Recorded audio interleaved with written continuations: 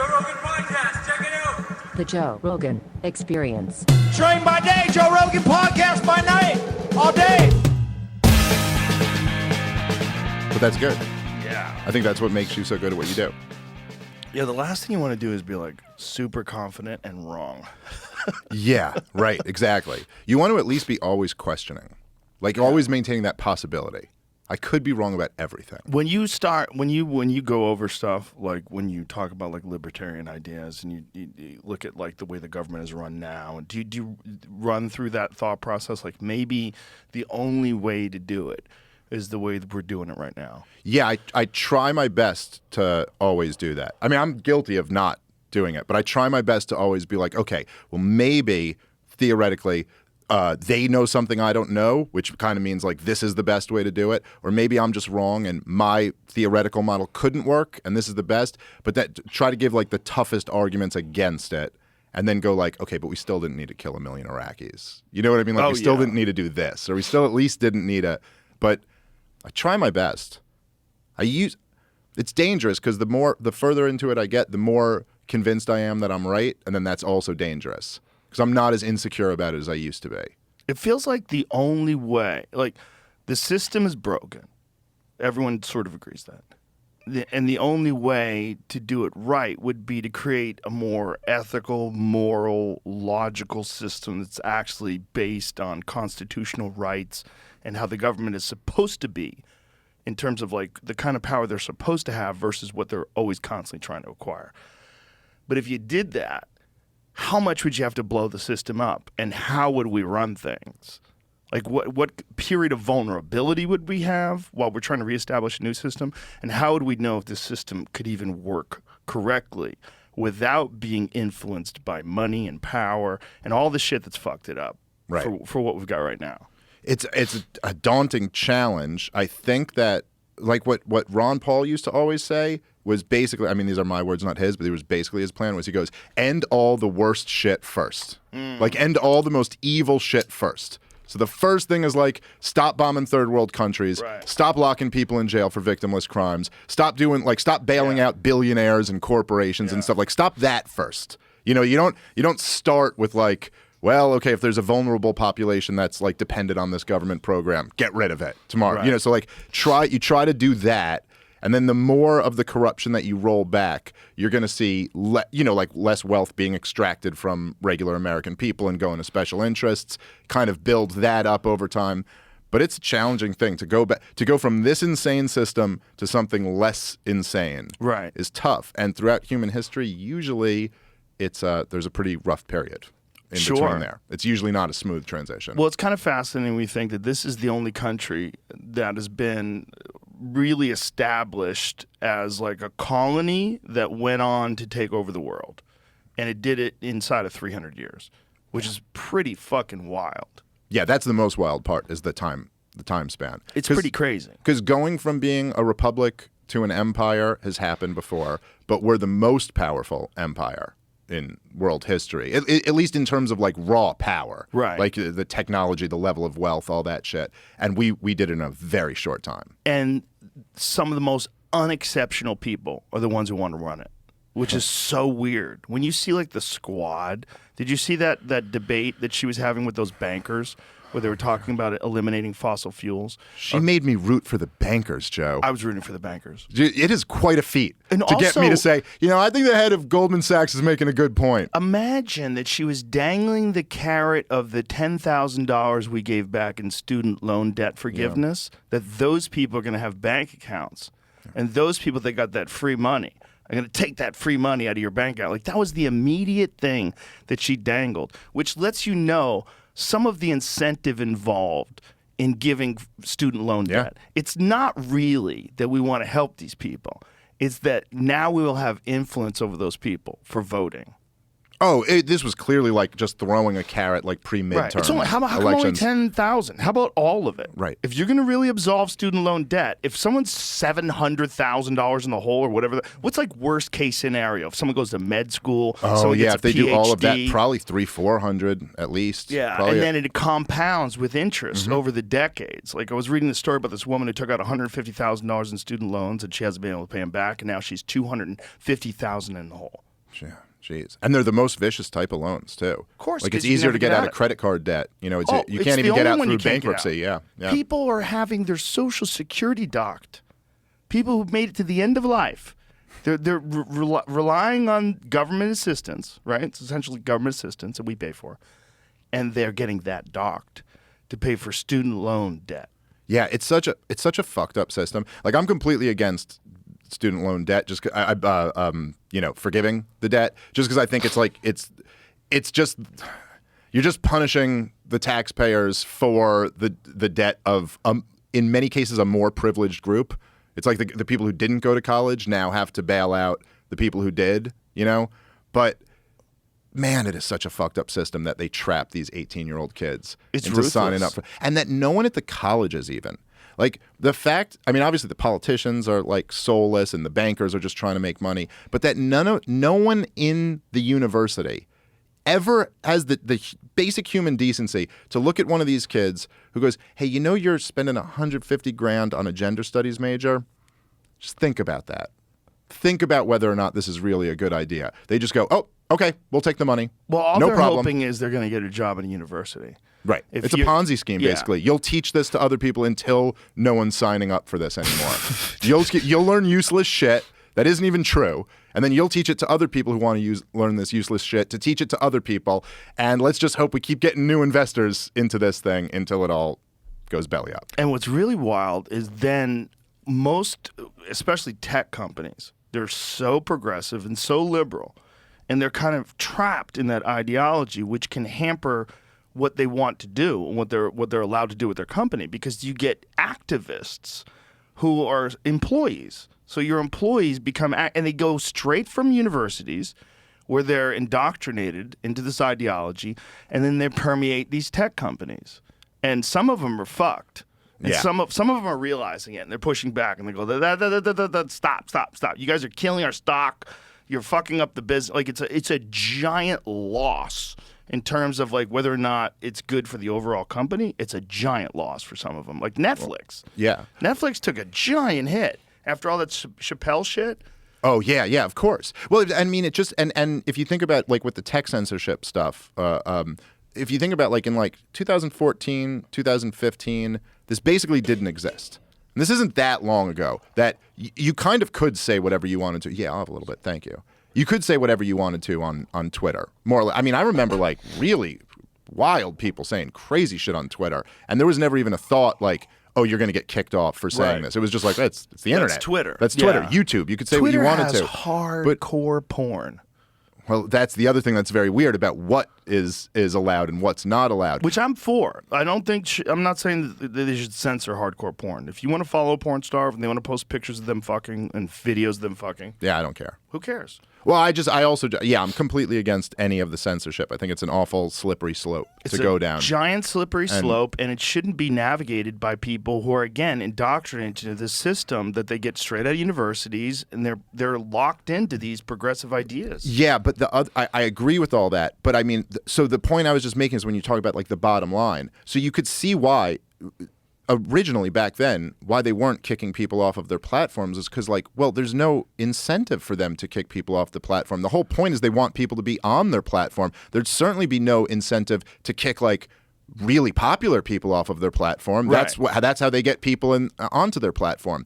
And there is a lot of truth to the fact that a lot of these kids coming out of the universities came in with this woke ideology, but there was also like tremendous pressure from the top coming down.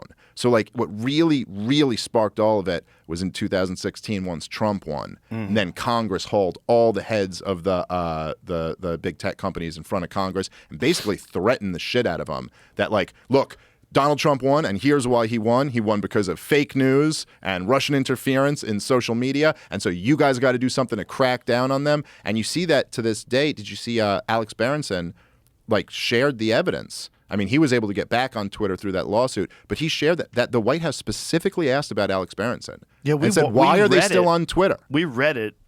We read the quotes and who quoted them on the podcast. Now, technically speaking, they didn't say kick Alex Berenson off of Right. Twitter. What are you doing about But they it? did go, what are you doing? It's like this mafia shit almost. So I guess you could kind of say it's not exactly a violation of the First Amendment because they just asked, but it's kind of like someone robbing you by just asking for your money in an aggressive way. Another more important point.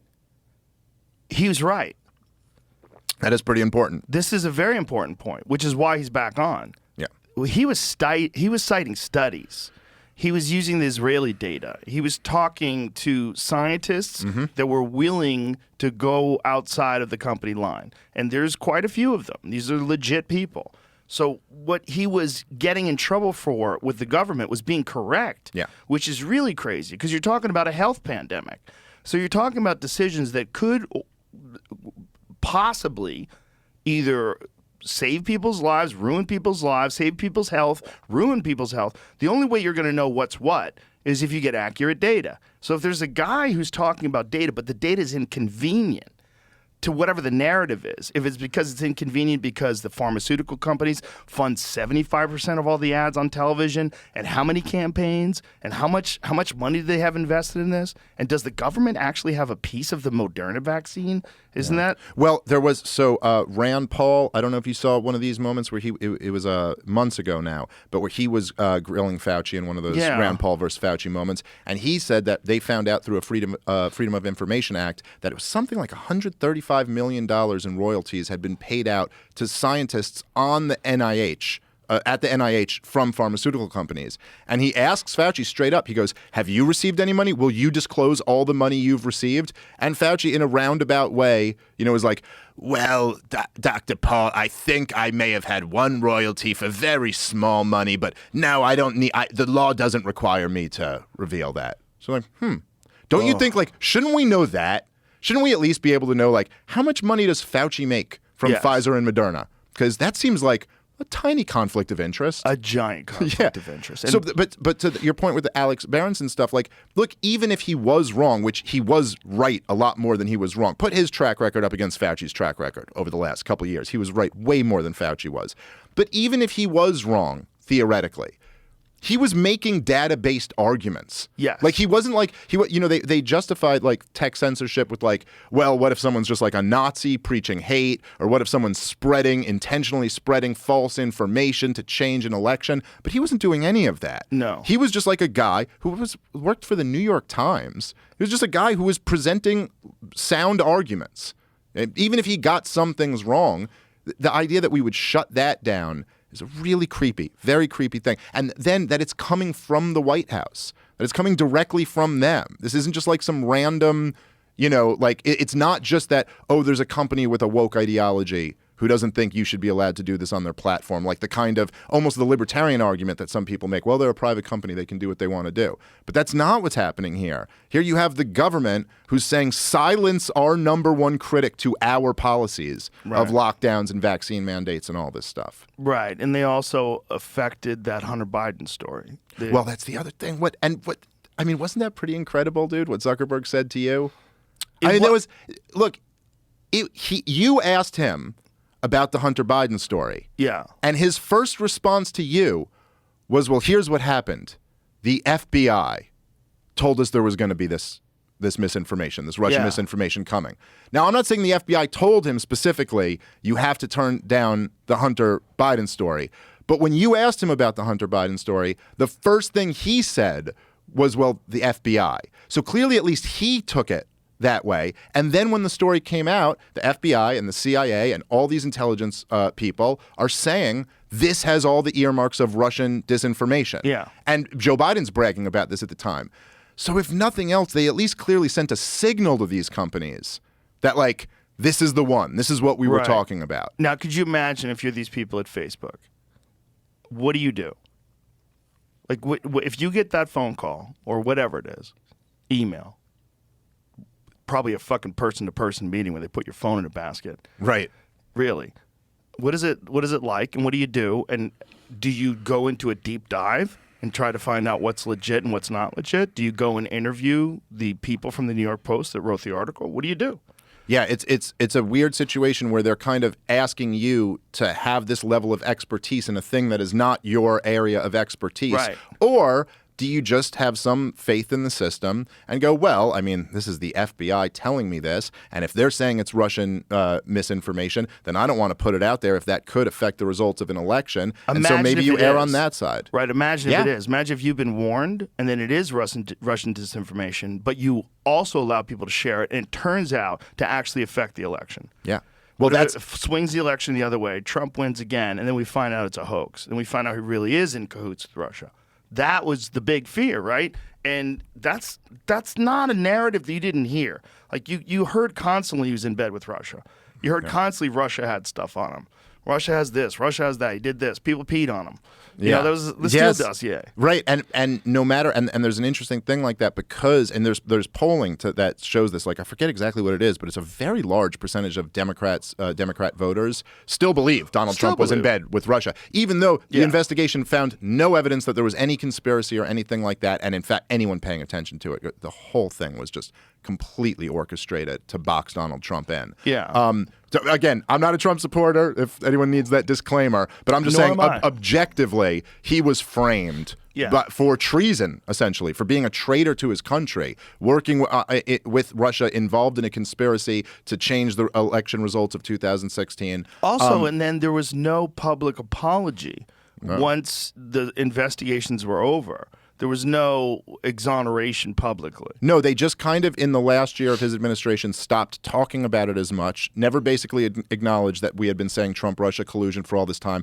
After the report fell apart, they moved immediately over to the Ukraine Gate thing, which is very interesting given the context of everything going on now. And then they just pulled it up again in the presidential election of 2020 when this laptop came out, and they were like, oh, this is Russia again. Seems like that old thing. And it worked. The thing is, there is Russian disinformation, right? There's that too. Yeah. How the fuck do you know if your Twitter or Facebook and I'm not exonerating them for what they did, right? They shouldn't have done it. I don't believe in censorship, especially when it comes to censoring a story that's from the second oldest newspaper in the fucking country. It's kind of crazy. Like they're journalists, right? Whatever you might think of the New York Post and their funny headlines, they're essentially journalists. Yes. When they print something like this, like you're supposed to, think first about where is it coming from. Think first about like what's the ramifications of censoring this. What if it's accurate?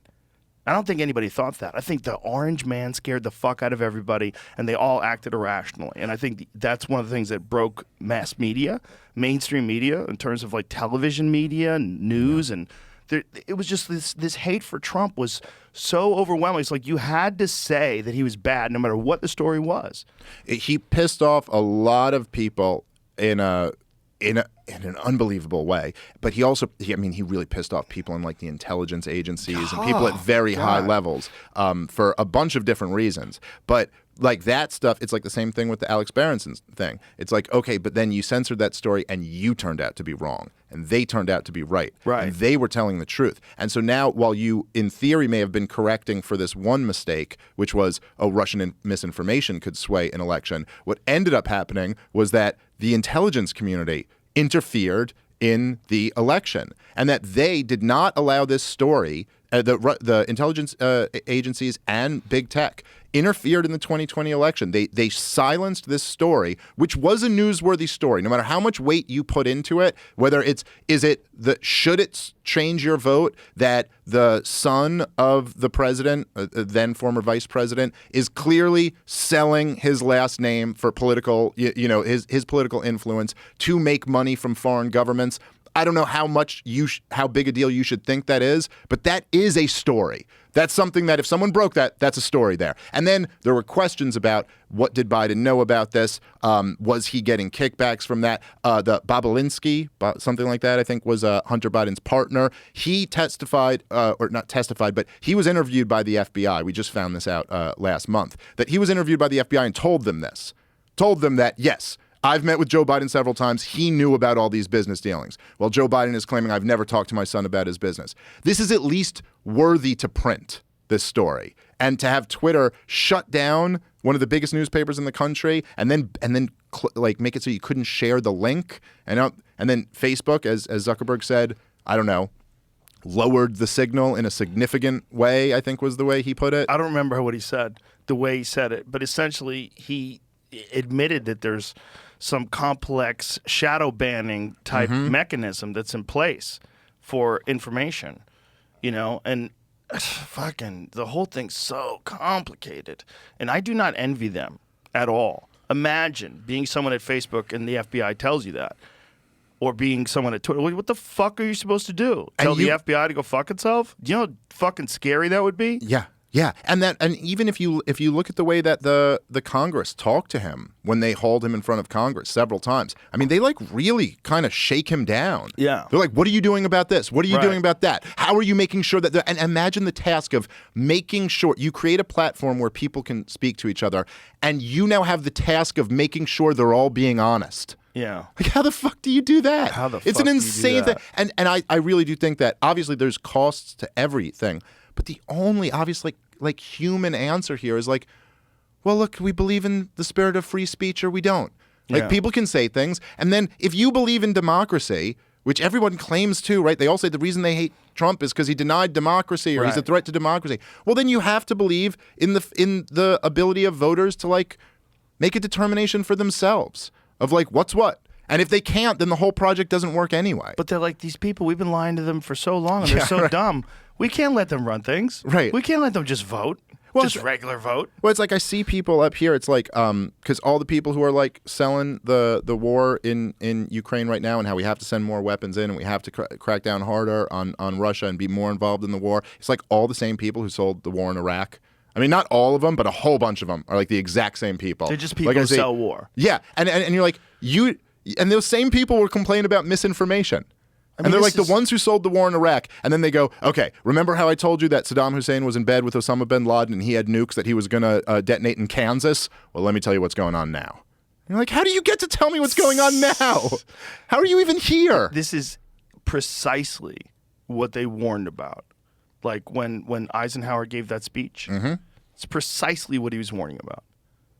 Well, We're warning about undue influence and that there's a whole business behind war now. Right. And they want to go to war. So Eisenhower basically said that because during World War II, we built up this arms industry that has never been built up before. And now you have these companies, and that's he coined the term, the military-industrial complex. And you see this all over the place in Washington, D.C., man. There are like these think tanks that get funded by the weapons manufacturers, and then those think tanks come up with pieces about why we need to go fight a war, and then they go and lobby the politicians to support some other war. It's like, it's something out of like a crazy movie. And you could see that same thing in response to disease. Oh, yeah, exactly. The pharmaceutical companies get involved. The response to disease is always their pharmaceutical products. It's never lifestyle and health changes. What's one of the best videos of Fauci is early on before the pandemic kicked off, where he's saying just lose weight, you don't need a mask, it's not going to work, just don't drink, don't smoke, try to take care of yourself, that's the most important thing. Like, where did all that go? Well, that's not convenient to pharmaceutical companies, and it's also lumping everybody physically into the same boat in the same category of risk is so crazy. And that's what's really freaking people out because they're trying to do it to little children.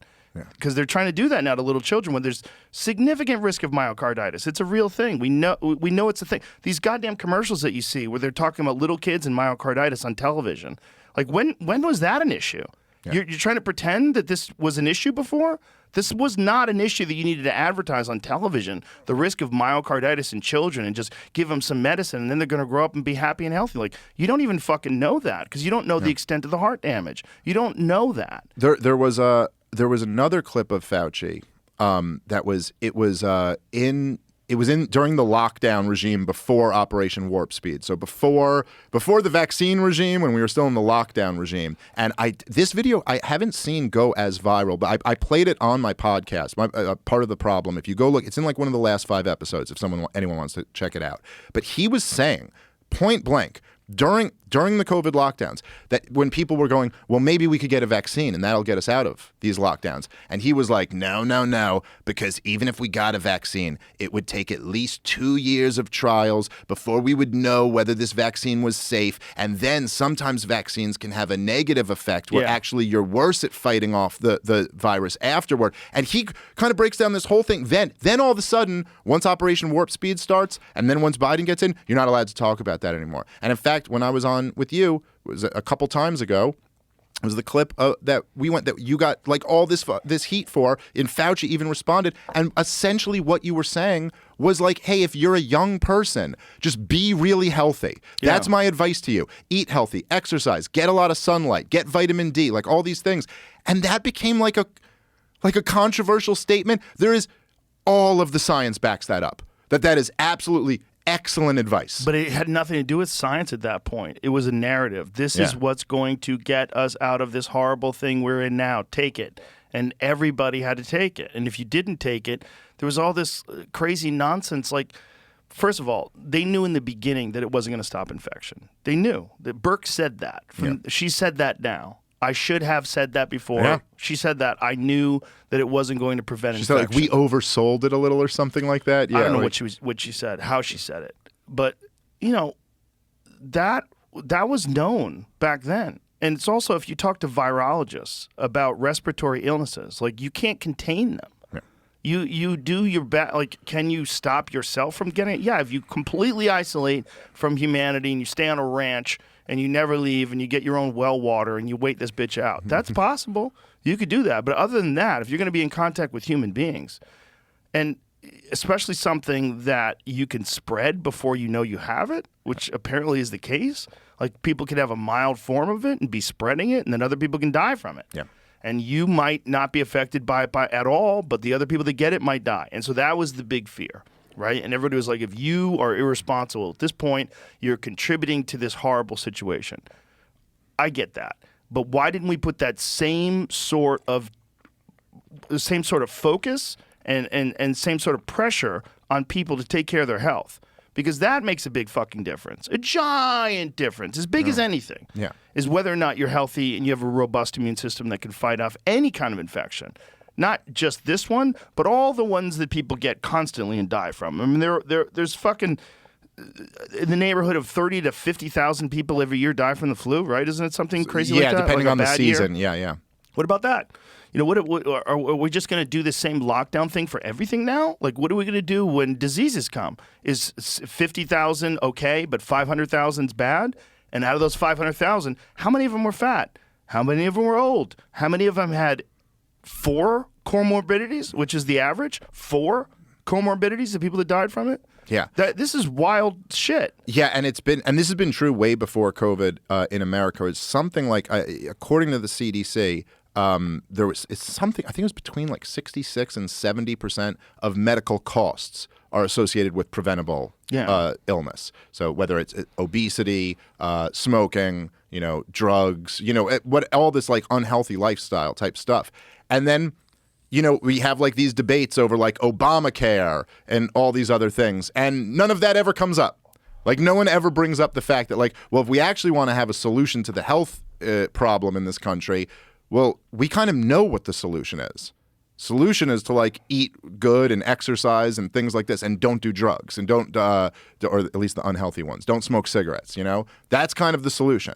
And no one ever seems to be like, well, we're asking the people to do this. I'm certainly not advocating forcing anyone to do anything, but you could at least mention that. Well, you could find a world in which that would be encouraged, where it could be encouraged in a positive way, and it would really literally change people's lives. Like they would start doing it and start feeling better, and then that would become a new way of life for them. And then they would look back a year, 2, 3 years from now with so much more energy and so much healthier and feel so much better and go, God, why didn't someone tell me this earlier? Yep. And that's a thing. That's a real thing that we can do. It's just such a fucking fascinating time to watch people's thought processes and how quickly people are to join the herd mentality and to not question things, especially the people that put all their faith in some of the companies that have been shown to be the most deceptive and profited the most from that deception and have been penalized, even though they've been penalized financially. If you look at the gain versus loss, it's it's not even a slap on the wrist, because they were still allowed to make billions of dollars from pharmaceutical medications that killed millions of people. Yeah. And then it's just or at least thousands of people. Yeah, and then they're just like they're just doing math. Right. They're like, okay, well, we pay this $5 billion fine, but we make $40 billion in profits. Well, that's what Abramson said when I had John Abramson on, who's a guy who's litigated against pharmaceutical companies in the Vioxx case. He got the internal memos where they said there's going to be all these complications, but we will do well. Like, they knew the health complications that were going to be associated with this medication that wound up killing at least 50,000 people. Yeah. Which is fucking wild. And they made like $12 billion. They got penalized a few billion, and so they made profit. Right. They made profit off of a disease which they pushed through, knowing that they were hiding data. Yeah, it's fucking. And then people were willing to trust them. And then when you look at like things like when they had these COVID passports in all of these big cities, there the thing that's so crazy is like, so then they go, okay, so the government is basically forcing you to consume this pharmaceutical product, or you can't participate in the society that you live in. And then all these people get forced into it. It's clear as day that this did nothing. I mean, they put the vaccine passports into effect in New York City before the Omicron variant. And when Omicron came through, it just wiped through everybody got Omicron in the city. It was like the most contagious variant. It did nothing to stop this. And then ultimately it was like so obvious and the people just weren't having it, so they pulled back on it. But then there's no admission that like, oh, we got that wrong. There's no reconciliation, no correction. But the pharmaceutical companies, they kept all the money for all the people who were forced to consume their product. Well, not only that, they have zero risk. Right. Completely protected from liability. Yeah. Many of them got funding from the government for the development in Operation Warp Speed. So yeah, it's a pretty sweet gig. Look, whenever there's a pandemic or whenever there's a new thing, there's a crisis, there's always going to be mistakes made. And it's whether or not we learn from those mistakes and whether or not you have a healthy distrust for narratives that are being pushed by people who have a financial incentive for these narratives to be correct. Here's another one we don't talk about. Respirators. Do you know how many people died because they were on respirators? And the thing, is it a correlation or is it a causation? Well, they don't fucking use them as much anymore. That's a fact. And 88% of the people in New York who they put on something like that. Find out what percentage of people got put on respirators who wound up dying. And then you could say, well, they were going to die anyway, and that's why. There's some people that disagree with that, and they say, no, you blew out these people's lungs. Well, the reason I think that you're right to disagree with that is because what you said is that so at the beginning, right, this is when Cuomo, when he was still governor there, was demanding that Trump send in 50,000 more respirators because we needed them or people are going to die. And then the doctors, basically all from the bottom up, determined like we're not going to be putting these people on respirators anymore because so many of them are dying. Most New York COVID patients on ventilators died. Yeah. Rose to 88% of those who received mechanical ventilation. Among the 2,634 patients whose outcomes were known, the overall death rate was 21%, but it rose to 88% for the ones who were ventilated. Jesus Christ. So even just that. So let's just pretend it's only, 67%? Imagine that. Yeah. Just that. 67%, that's a lot of fucking people dying.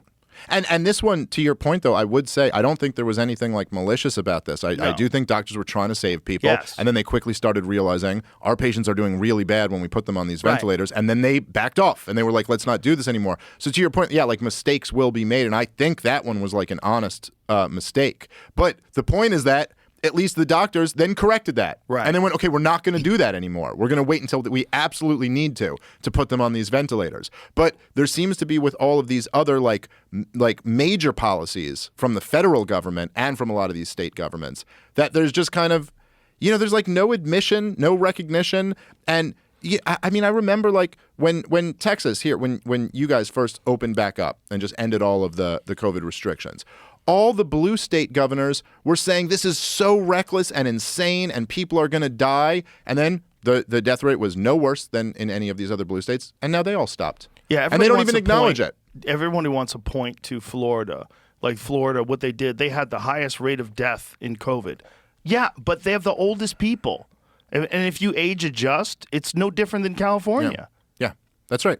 If you age adjust, that was the right way to do it. He was right. Like, it's not, no one's saying that COVID's good. It was not good. But these people that did things that were not good for society, were not good for small businesses, were not good for people's mental health, were not good for the development of children's language skills. Like, all these things were wrong, man. Well, look, I mean, there's so much stuff. It's going to be like a generation before we even see the damage from the lockdowns. Yeah. And we won't even be able to know for sure what exactly, like trace it back to what exactly was the damage from the lockdowns. But just think about what a nightmare, 2020, I mean, there were riots in that year that were obviously about the George Floyd thing, but were very related to the lockdowns as well. Like it wasn't a coincidence that after 3 months of being locked in your home with no bar, no sports, no friend's house, Lost your job. no work, that Right. then all of a sudden people were rioting because cops have done, fucked up shit a lot of times before, and this one led to national, riots. That was all part of the cost of lockdowns. So the economy, the inflation that we're dealing with right now was a huge part of the lockdowns, and it was partly because they printed trillions of dollars as a result of being like, well, what are we going to do to make sure we're not in a depression if we just stop the economy right now? So, of course, the answer is always, well, we'll print trillions of dollars, hand out most of that to big corporations and give some crumbs to the American people. And so now you think of the cost of inflation. I mean, people are getting destroyed from the value of the dollar going down right now and the cost of everything rising. These things are all interrelated, and it's like it's very hard to measure the cost of shutting down society. No, and that should have been taken into consideration. The fact that it wasn't is so crazy, but everybody wanted to be safe. And the government, said we have to at least have an illusion that we're doing something to protect people. Yeah. But really, I mean, in hindsight at this point, looking back at it, that if the government had just said, look, there's this virus, this nasty upper respiratory virus that's coming over here, and we think that if you're in very bad health, because this is like by March, it was very clear in the data of who was dying from this. It was very clear that it was old and sick people. This was right away. But they focused a lot on outliers. They focused on young people. Yes, and a lot of those young people, unfortunately, were ventilated. Yeah, well, that's true, too. Michael Yo's doctor told him, I'm not going to put you on a ventilator because if I do, you'll die. And he got it early. He got it in like February. So it was early on. His doctor was wise enough, fortunately, to lucky, say, yeah. Yeah, no, but I'm just saying if you were being honest and not focusing on the outliers and actually looking at like what we can learn from this data, they could have just said, look, if you are at risk, we really recommend you isolate yourself. For everybody else, try to be smart, try to be as healthy as you can, you know what I mean? And then if you feel sick at all, don't come into work. Like, do not power through it. Do not assume it's allergies or a cold or something like that. Tested. Like, make sure, get tested. And the tests weren't as readily available back then, but just stay home, wait it out. You know what I mean? Whatever. Just doing that and not locking down the economy and not having all of these crazy restrictions would have unquestionably been a much, much better way to handle COVID. Because look, from all these states, if you look at the lockdown states versus the non-lockdown states, or the lockdown countries versus the non-lockdown countries, if you look at the mask mandate counties versus the non-mask mandate counties, you can't draw any conclusion from any of them. The truth is that this virus just moved the way it was going to move. And so all you were doing was just destroying people's lives. Yeah. You were just adding more of a cost than the virus itself was going to add, which was already significant. And here's another thing they never did. When they got data, and the data was pretty clear, that a large percentage of the people in the ICU for COVID were deficient in vitamin D. And this is not saying that vitamin D is going to prevent you from getting COVID, but it 100% will increase the power of your immune system. Vitamin D deficiency is a real problem with people's overall metabolic health. And there's a large percentage of our country, because we stay indoors all the time, we don't do things, we're not active outside, that vitamin D is a hormone, and your body produces it from the sun, and that's the best way to get it. But if you're not getting it that way, you can supplement, and it's a definite best second choice, and it really helps, and it makes a big fucking difference. It makes a big difference in everything, in muscle development, brain function. Like, it's a real fucking problem with human beings. They had that data. There was no like public declaration of this. Oh yeah, There this was known way before COVID. Yeah, such a simple thing to tell people. Vitamin D is so important. Go outside, lay in the sun. Go to a fucking park. Park should be that when they shut parks down, that was fucking nuts. Playgrounds down, basketball courts down, The everything. ocean. Yeah. Remember the fucking guy wakeboarding? Yeah. It's like these people are out of their fucking minds. And if they just did that, then I would know at least you are taking measures based on data to try to help people and protect people. And just the insane thing is that they all accuse people like us who talk about it like this of like spreading misinformation throughout the whole time. Meanwhile, the people who say that like, right, like you should stay inside are not accused, they don't get accused of spreading misinformation. The people like the President of the United States and Dr. Fauci, the head of the pandemic response, who say if you get the vaccine, you won't get COVID and you won't spread it. Yeah. Point blank. Point blank. That's what they say. Yeah. That's how they sold this to the American people. Yeah. And that's not going to get you kicked off Twitter. No, it's or fucking, whatever. it's wild, man. Or the people that spread that story about folks that were they were having overdoses of ivermectin, and so they were being rushed to the hospitals. They had no room for gunshot patients because so many people were taking ivermectin. A total 100% fabrication and lie that was in Rolling Stone that Rachel Maddow tweeted, and then she doubled down on it afterwards after it was proven. We looked at the photo and we were like, why are those people wearing coats? It's August in Oklahoma. Well, it also just if you would just had anyone who knew anything, I'm not a doctor or anything, but if you know anyone who knows anything about it, you would just look at that like I did the second I read that story, go, that doesn't sound right. Because ivermectin's known for being a very safe drug. No, whether the argument is that it helps with COVID or not, it's the reason why at the beginning doctors were giving it to people is because they were kind of like, well, this may help or it may not, but it's definitely not a dangerous drug to take. It's on the World Health Organization's list of most important medicines. Yeah, like so it just made no sense. You'd at least go in being skeptical of this. By the way, Billions didn't it of just get added? Yes. It just got added as a COVID treatment, I believe. Yeah, so, I don't know find out what that is, because what I've heard is it's just they just put it on there because just to give people information about it, whether or not they're admitting that it's. But why do they even efficacious. call it ivermectin? Why don't they call it horse paste? Like, why would they even refer to it like this? Here's the crazy thing: that might have worked on some people at the moment, where people are like, "Oh my God, these idiots are taking horse paste."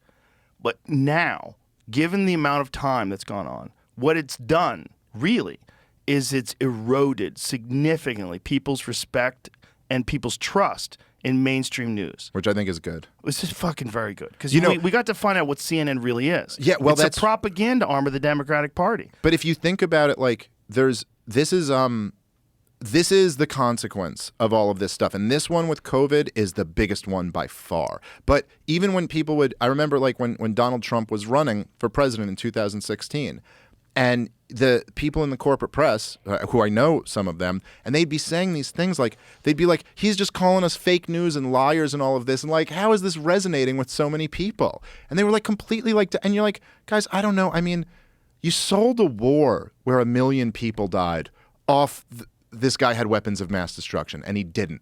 Like real people's kids went and fought in that war and then came back and blew their brains out. This happened. Tens of thousands of American soldiers blew their brains out. Like a lot of people knew that guy. You know what I mean? Like, I don't know. And they know that you sold this war. Do you think that in the next 10 years after that, the fact that people have no trust in you, there might be a connection there? Do you think the fact that even like Barack Obama, saying, whatever, if you like your plan, you can keep your plan, or just all these lies. Yeah. Like people remember this stuff. But man, if they think that the people in 2016 didn't trust the corporate press, after this, the amount of people who will never look at CNN again, will never look at the New York Times again, as if there's any pretense of even you're pretending to tell the truth. It's just not going to happen. It's not going to happen. Or at least it's for huge numbers of people. They'll never trust you again. You can never talk to them again. Well, I think what CNN's trying to do now is rebuild, and they're trying to become a source of objective news. And I think this new guy recognizes the mistakes of you're allowing editorials by some of the dumbest fucking people on television, and people that are only there because they were hired. One of the beautiful things about whether it's Breaking Points with Crystal and Sagar, it's my favorite show. One of the best points about it is there's no one No one running that but them. You're getting objective information from people that you trust. They're gathering up everything they can find, and they can give an assessment based on their understanding of these issues, and then they debate it and they talk about it and they go over it back and forth. People chose them. People know they can trust them, so they follow them. That's not the case with people on television. They just get hired. Well, and it's right. It's a thing you can read that it's kind of like however you feel about Crystal and Sager, they're not lying to you. Right. You can kind of tell that they're telling you what they think. Yes. Not to say that they're right about everything, but they're also there's no pretense of them being objective journalists. They both are opinion journalists. Like they're both like, okay, like she's kind of like a left-wing populist, he's kind of a right-wing populist type. But so they're like, but that's our opinion. We'll let you know that up front. Yes. Rather than pretending I take no opinion here. I'm just an objective journalist, and what Brian Stelter did, and everybody knows that we're real news and they're fake news. Exactly. That's the objective truth. It's like, no, it's not. It doesn't work. No one trusts you. You're not even a real person. Like the way you talk is like a lizard pretending to be a person. It's like very strange, right? Yeah. But what gives me hope about those two, Crystal and Sagar, is that they are a right-wing populist and a left-wing populist, and yet they're very good friends, and they get along great, and they have respectful conversations about things. And you actually realize that they have a lot of overlap, which is a big thing that I think that the kind of powerful, like the establishment, work very hard to make sure that you don't ever think about that. Right. Don't How think about much the overlap. actually that your average left of center person, right of center person has in common, and this is why they love pumping these culture war issues so much, because they're the things that get the two sides fighting with each other while they're off at the top not caring. Right. Like what J.P. Morgan Chase and Goldman Sachs or the Federal Reserve, what they love is when left-wing America and right-wing America are at each other's throats and they're just raking in billions of dollars in profits because no one's looking at them. But if you really think about the things that most people care about, like most regular Americans care about the most, is they're like, my health care is like really unaffordable, or the groceries just went through the roof. My rent just like went up by 25%. And so it's like you go, well, does inflation fuck over left wingers or right wingers? Fucks over both of them. Like it's like all of these things. It's not a left versus right issue. It's like a top versus down issue. You know who it really helped? It helped all of the people that got the big corporations who got all that bailout money when the Federal Reserve printed $6 trillion in 2020. It was really good for them. It's really bad for you. It's the old George Carlin thing, right? It's a big fucking club, and you ain't in it. Yep. And that's a left winger or a right winger. Yep. You're not in this club. Nope. It's that club versus you. Right. That's the narrative. And they have a lot more in common with each other. Let me tell you, the Republican politicians and Democrat politicians have a lot more in common with each other than they have with you. And left winger and right winger American, you have a lot more in common with each other than you do with Biden or Romney. You know what I mean? Yeah, and those culture war issues, that's the most important thing that you're saying. And this is something that people need to get in their head, that these culture war issues that we're seeing in the news every day, there is an element of distraction about that. No matter how much you think these issues are important, they are important. They certainly are. They are to people. Yeah, there's lots of them that are very important. They're very important. But they're not talking about them because they're important. Right. They're talking about them because they know this will solidify people's adherence to the ideology, whether it's the right-wing ideology or the left-wing ideology. When you have people like Stacey Abrams saying that a fetal heartbeat is an illusion, like how did she say it? Yeah, it's not real. You're hearing there isn't real or something like that. What did she say about a heartbeat? Because this is like... She said at 6 weeks. Established biology. I heard my daughter's heartbeat when she was a 6-week-old. I mean, it's established biology. This is wild ideological crazy cult talk. Well, you just go, well, what was making that whoomp, whoomp, whoomp, whoomp sound that me and my wife listened to in the ultrasound? What did she say? She said no such thing as a prenatal heartbeat at 6 weeks. The sound is manufactured. Just that statement alone should discredit you to the point where people should never listen to anything you ever say again. And what does she even like, who's manufacturing it? Like my wife's OB was just in the corner going, whoop, whoop, whoop, whoop, whoop, whoop, that's your baby. Yeah, like what, he's faking it? Like what does that mean? She supports no limits on abortion. That's crazy too, because you're saying like 8 months and 4 weeks, or 8 months and 3 weeks, rather, like right before the kid's coming out. Well, that's this is okay. well, Like, this when- is it's when it's like this is the logical conclusion of this kind of like, well, my body, my choice, and no restrictions. And you go, so let's say that there's a woman who, whatever, right? 9 months, because not everyone goes Right. on their due date. 9 months, walks in and goes, I just don't feel like it anymore. Can I have an abortion now? It's like almost everyone would go, Christ. no. I'm sorry. At this point, no. But anyway, with all did you ever see, to the point of the culture wars as a distraction, you ever see like, those like Nexus charts where you can chart like words that are used in mainstream like big newspapers and stuff. So you could chart like a word in the New York Times and how many times it's used. Right. And if you, or Washington Post or whatever, if you take any of these like woke, you take the term racism and you put it in a Nexus chart, and they'll show you throughout the years how many times the term racism is used in the New York Times. And it's like this, and then around like 2011, 2012, goes way up. And social justice, way up. Toxic masculinity, way up. Like, and this isn't coming from like the young kids. This isn't coming from 20-year-olds. This isn't coming from the college universities. These are the biggest corporate, media platforms in the country.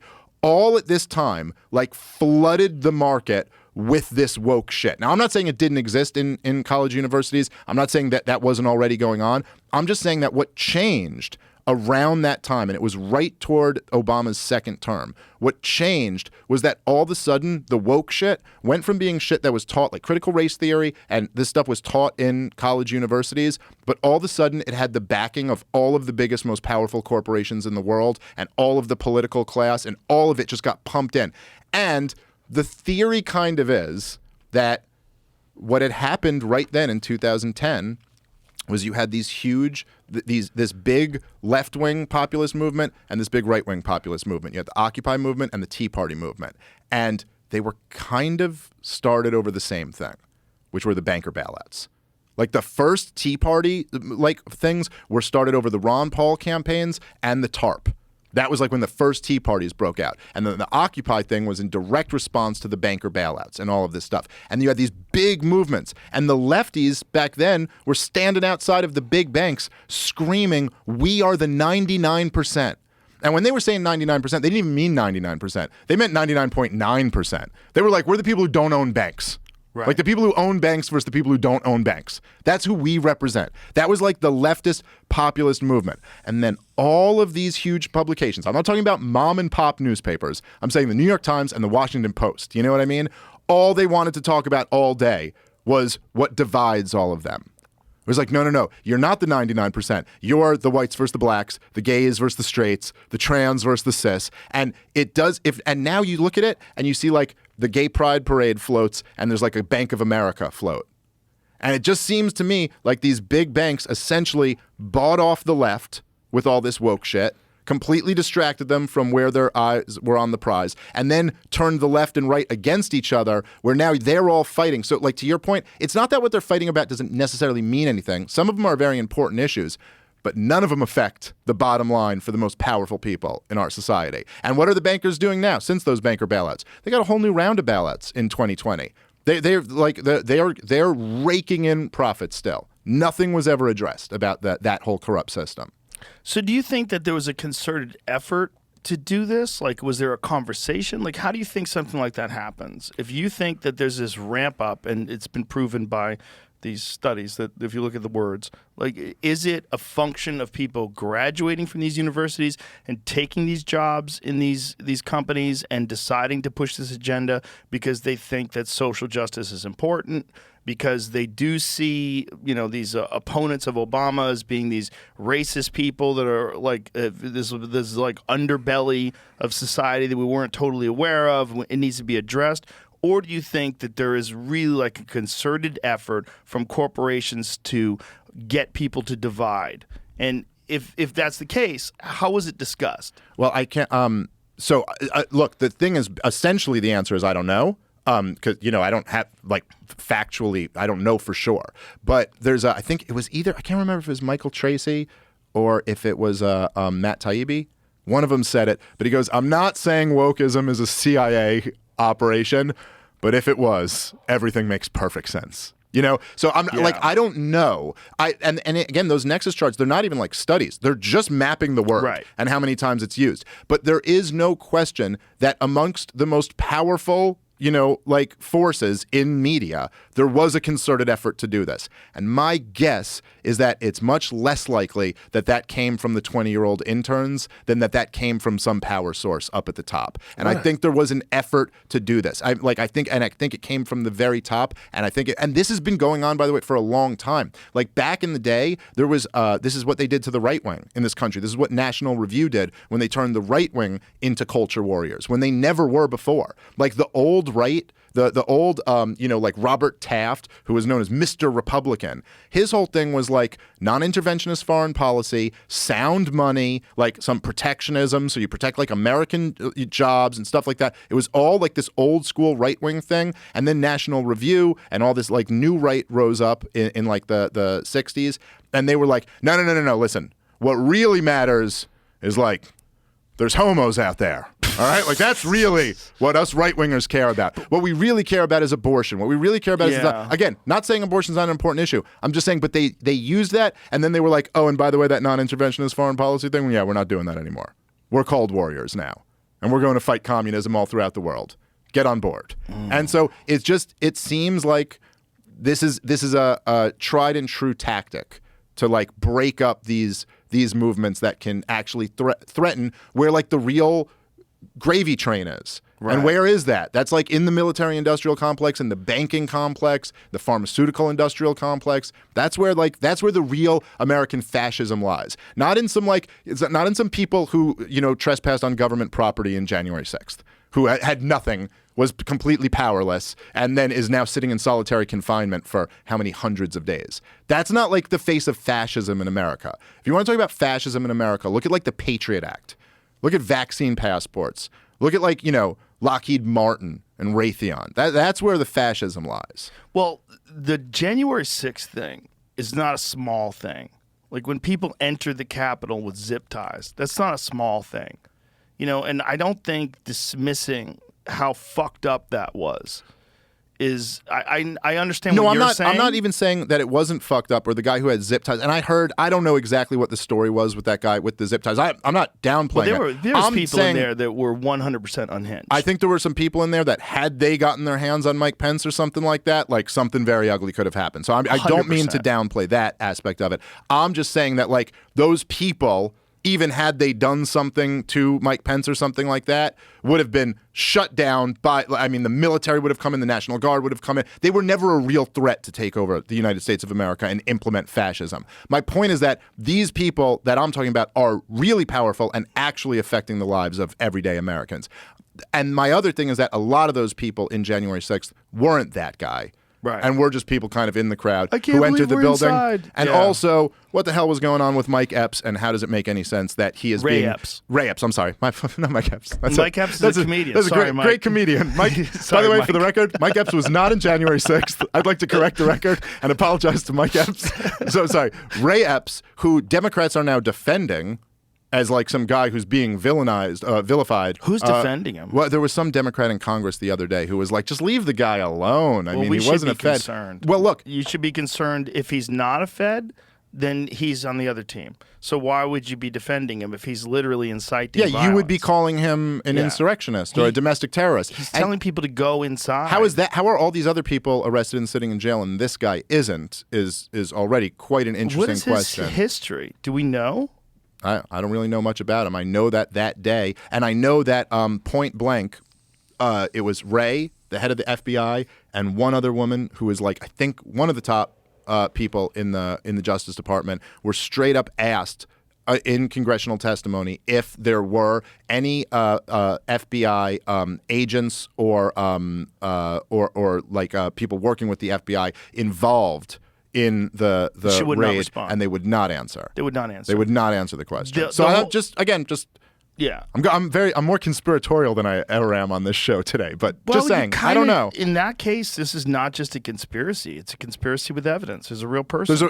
There are real conspiracies, and it's reasonable to question some of this stuff. Amazing job they did of making the term conspiracy theory sound like you're a kook. Yeah, Like you even have though- to- it has to be like Sandy Hook. It has to be something like completely preposterous. It has to be Pizzagate. It has to be, lizard people. It Yeah. has- Even though the official story of like all of these events are conspiracies. Like the 100%. official story of 9/11 is a conspiracy. The official story is it's a conspiracy with Osama bin Laden and a Yeah. bunch of pissed off Muslims in Afghanistan. Yeah, like they that's conspired to take down the United right. Like States, yeah. that's a conspiracy. The Right. war in Iraq was a conspiracy. Right. Like no matter how you look at it, all these things are people conspiring. Yeah, the conspiracy theory being a negative term is a really genius thing. Yeah. What they've done is really amazing. And I think they started that during the Kennedy assassination. I think that's when the whole conspiracy theorist term, because they're like, hey, this is... Yeah, like you're not allowed to ask questions about Yeah. this thing. Especially that thing. That's one of the nuttiest ones. And to this day, I still hear people saying that Lee Harvey Oswald acted alone. I'm like, you're out of your fucking mind, or misinformed, or underinformed, or purposely ignorant because you want it to be Lee Harvey Oswald acted alone. The more you read about, you ever talk to Oliver Stone? No, I've never talked to him, but I've watched a lot of his Jesus stuff. Christ. Oliver Stone will take you down a fucking rabbit hole. Yeah. And he has it all off the top of his head. He could just rattle off data and information. And he's been following this since, like, he made that film in the 90s. That JFK film was in the 90s. And, he just released a documentary series recently on Showtime that goes over it in depth. I haven't seen that. His like American history yeah. docuseries thing was History of really America. Yeah. excellent, man. Like He's I highly incredible. recommend people watch that. Oliver's incredible. I mean, it's incredible that guy was and still is this genius filmmaker who also is incredibly well informed about certain things, and he's a patriot. I mean, the guy served in Vietnam. And he understands like the pitfalls of all this shit and where let's go. You can't just let it slide. Yeah. Also, really worthwhile is watching his interviews with Putin. That series of interviews that he Yeah. did, particularly considering what's going on right now, which is like to me the most important thing in the world. And this is like the next thing where now like how kind of now me and you could talk about, like, you could talk about, I put things on YouTube about like the vaccine, and negative effects of the vaccine, and I'm just like not worried about it. It's just like it's not that hot right now. But last year, Yeah. you were doing that. You were like, man, this might get me flagged. This might get me The kicked off. conversation that you and I had. Yeah.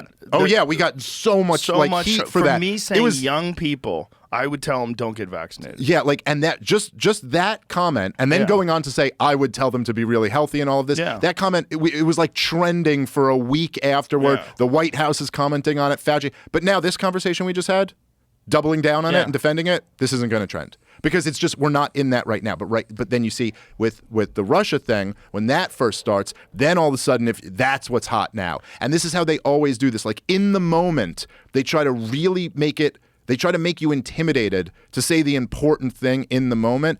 But man, dude, this thing with Russia is just like the craziest thing in the world. Like the idea that we're actually flirting with a nuclear conflict with Russia is the most important priority in the history of humanity, is that America and Russia do not go to war. There's nothing more important than that. That's it.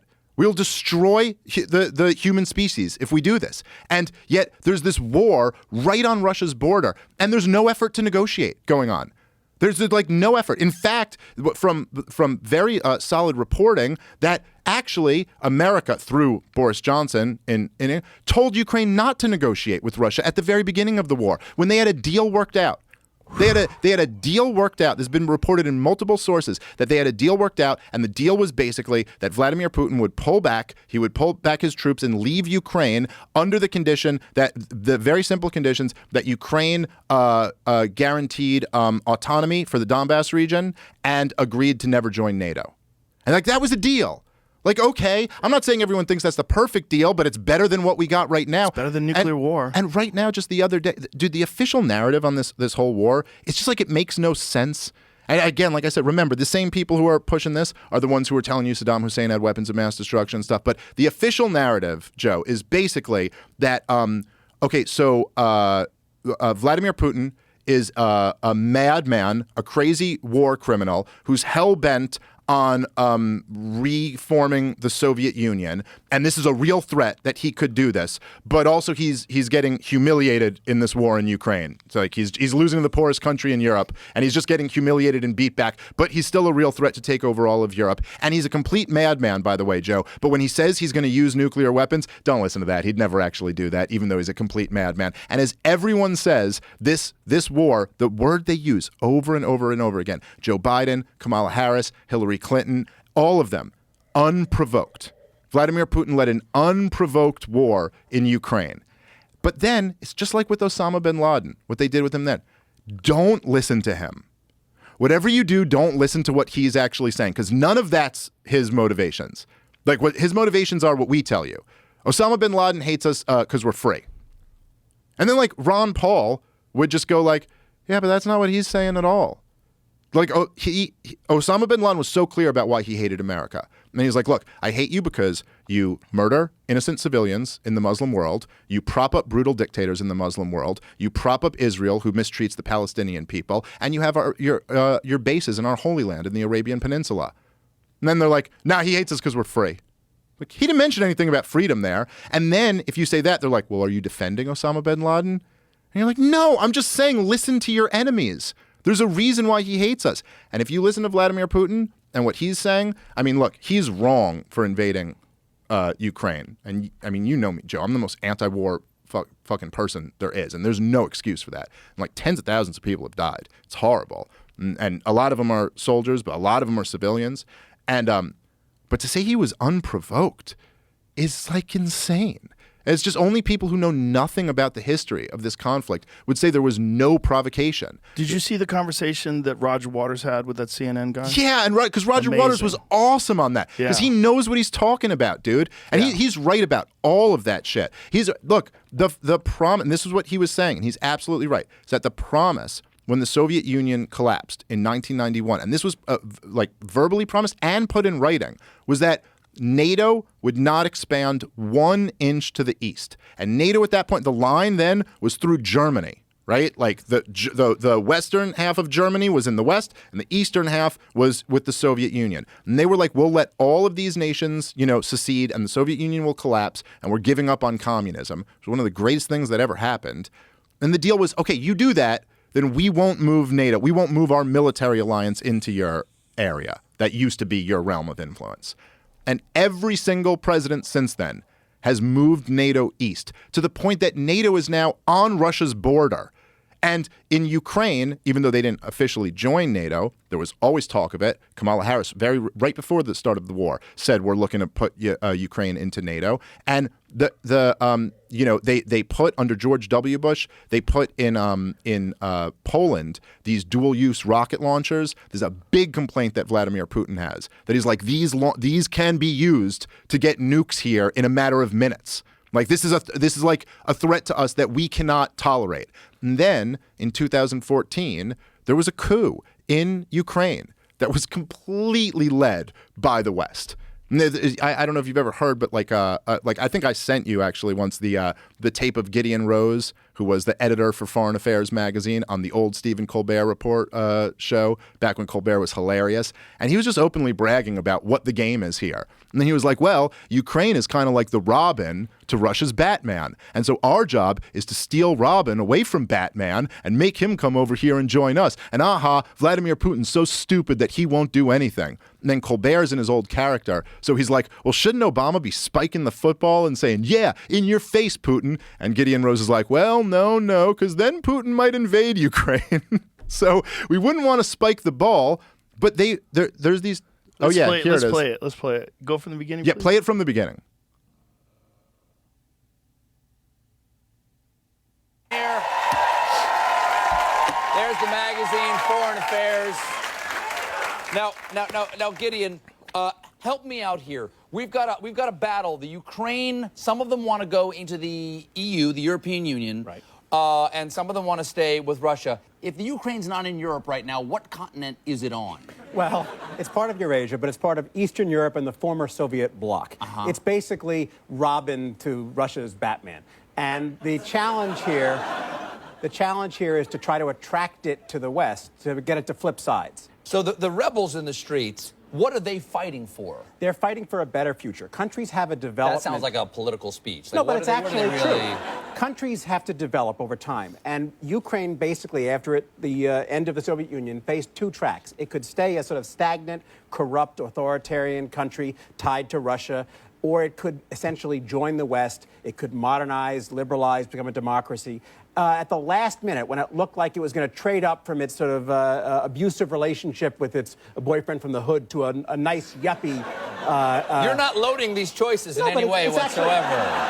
It's actually true. When it looked like it was going to trade up to a better environment, at the last minute, Putin offered a bribe. How much? 15 billion. That's a lot of cash, It's a lot of cash. And the president, who himself was tied to the old elites and the eastern part of the country with ties to Russia, decided to back off the change and go join Russia. Do you know how many pirate-themed restaurants you can buy with $15 billion? The problem was the western parts of the country and the younger parts of the country and the more modern liberal parts of the country basically knew that they had no future being Russia's vassal. So they took to the streets. Is America taking sides in this in any way? If these people, the rebels are winning right now, right? Yes, just recently. Why isn't Obama spiking the ball in the end zone and calling Putin and saying, hey, you might have won the medal count, but we won the country count, biatch?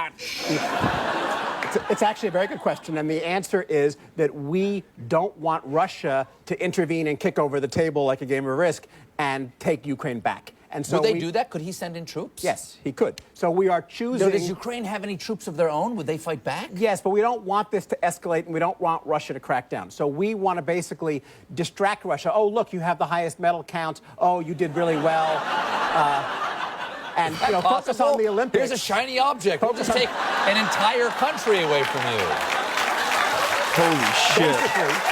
Now, isn't that funny? There's a power vacuum right now. There's a power vacuum. The opposition is all together, which it's easy to agree on getting rid of the bad old regime and much harder to create a stable country in which everybody compromises and moves forward. Well, they need a strong leader to move the country forward. Do you know who's always good at a moment like that?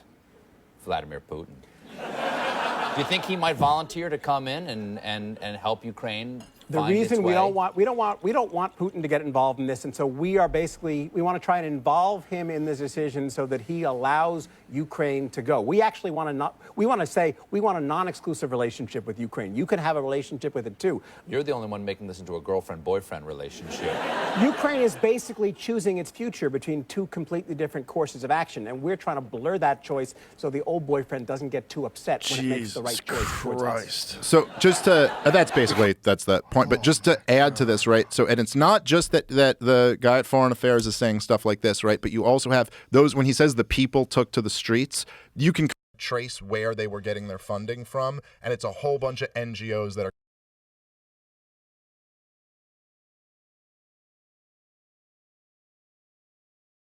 And I said George Soros There we go. too. You noticed that? Goodness, it's a goddamn conspiracy. But so the we good? No, it's not recording. Okay, hold on. I think I have to reset.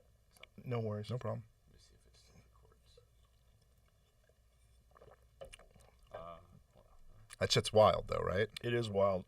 It's going to be even wilder listening to the people theorize on why this went down. All right. We're back. Are we back? Yeah. So explain what happened, Jamie, just so it makes sense.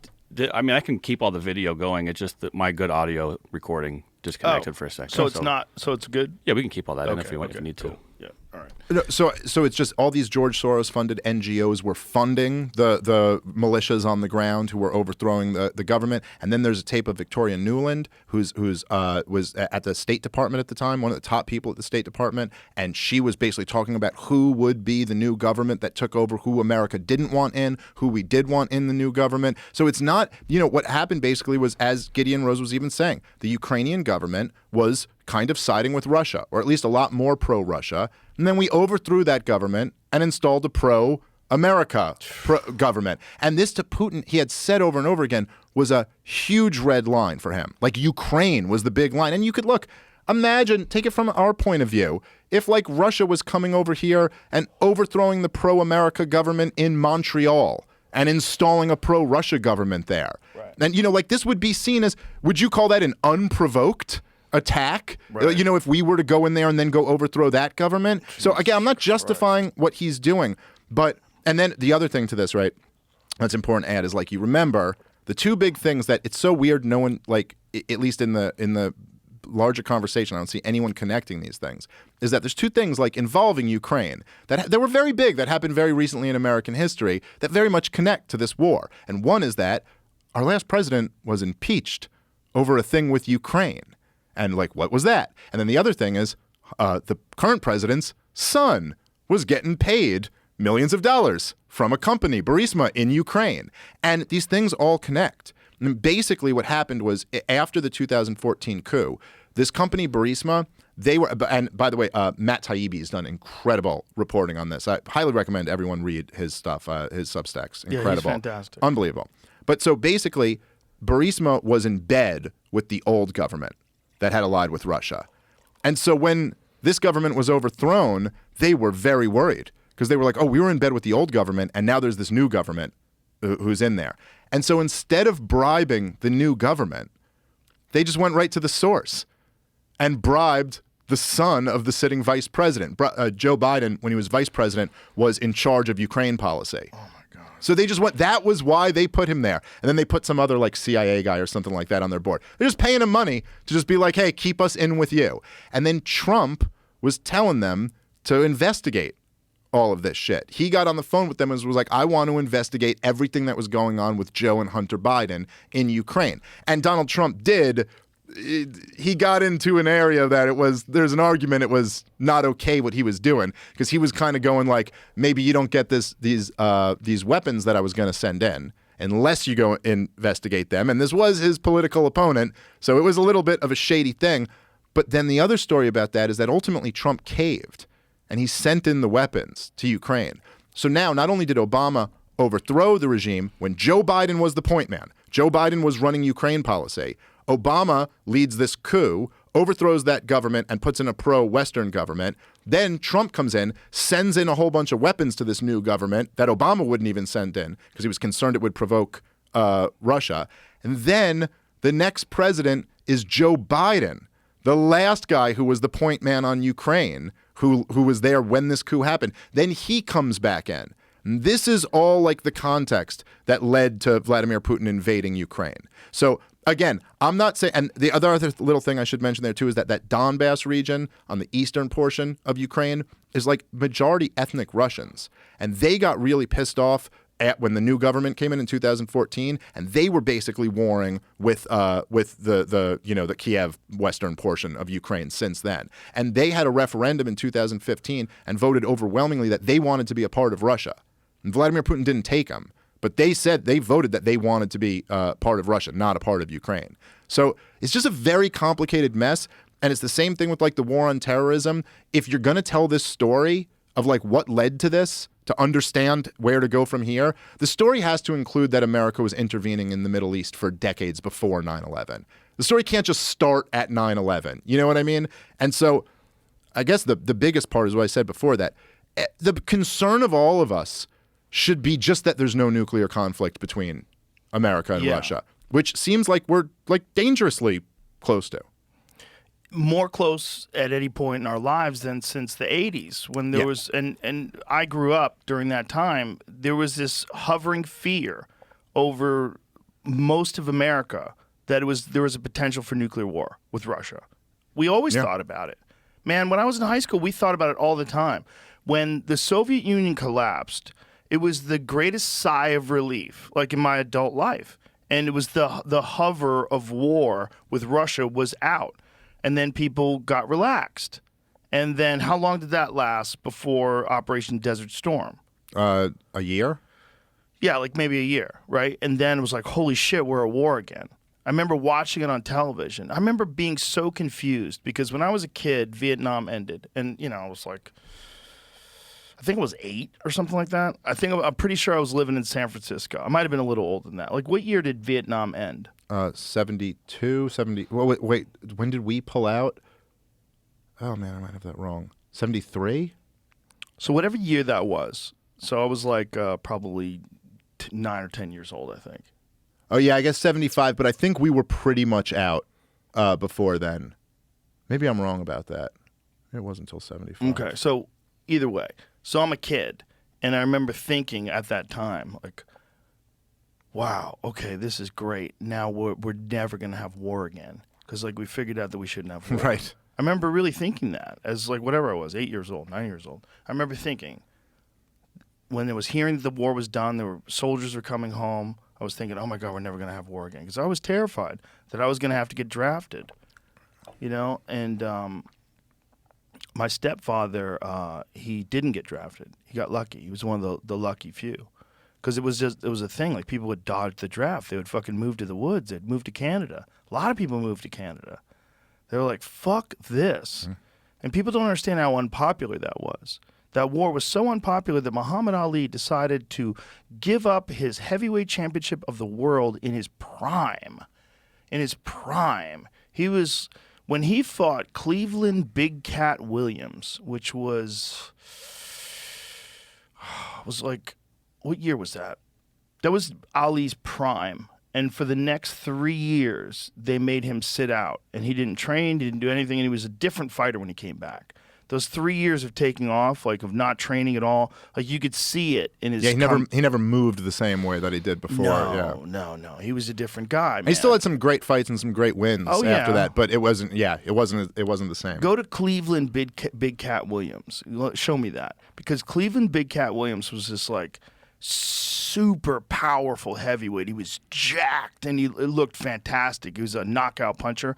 And Muhammad Ali just danced around him. It was magic, man. And he hit him with this fucking combination that, like, if a middleweight threw combinations like this, you would be shocked. But here you have a heavyweight. How light he is on his feet just already. Man. This was when he was in his prime. This was Ali at the very best. This is before they took it away from him. And if you look at him then, his timing, everything, his movement. And Cleveland Big Cat, look how jacked Williams is. I mean, he's a dangerous fucking puncher. And he's stalking Muhammad Ali. And Muhammad Ali's just slowly putting it on him, just finding the openings, looking, showing him this, showing him that, never standing right in front of him. And as he got older, he couldn't do that anymore, man. Like when he fought Foreman, he essentially let Foreman hit him. He tired him out by doing the rope-a-dope on him. But back then, Ali was just...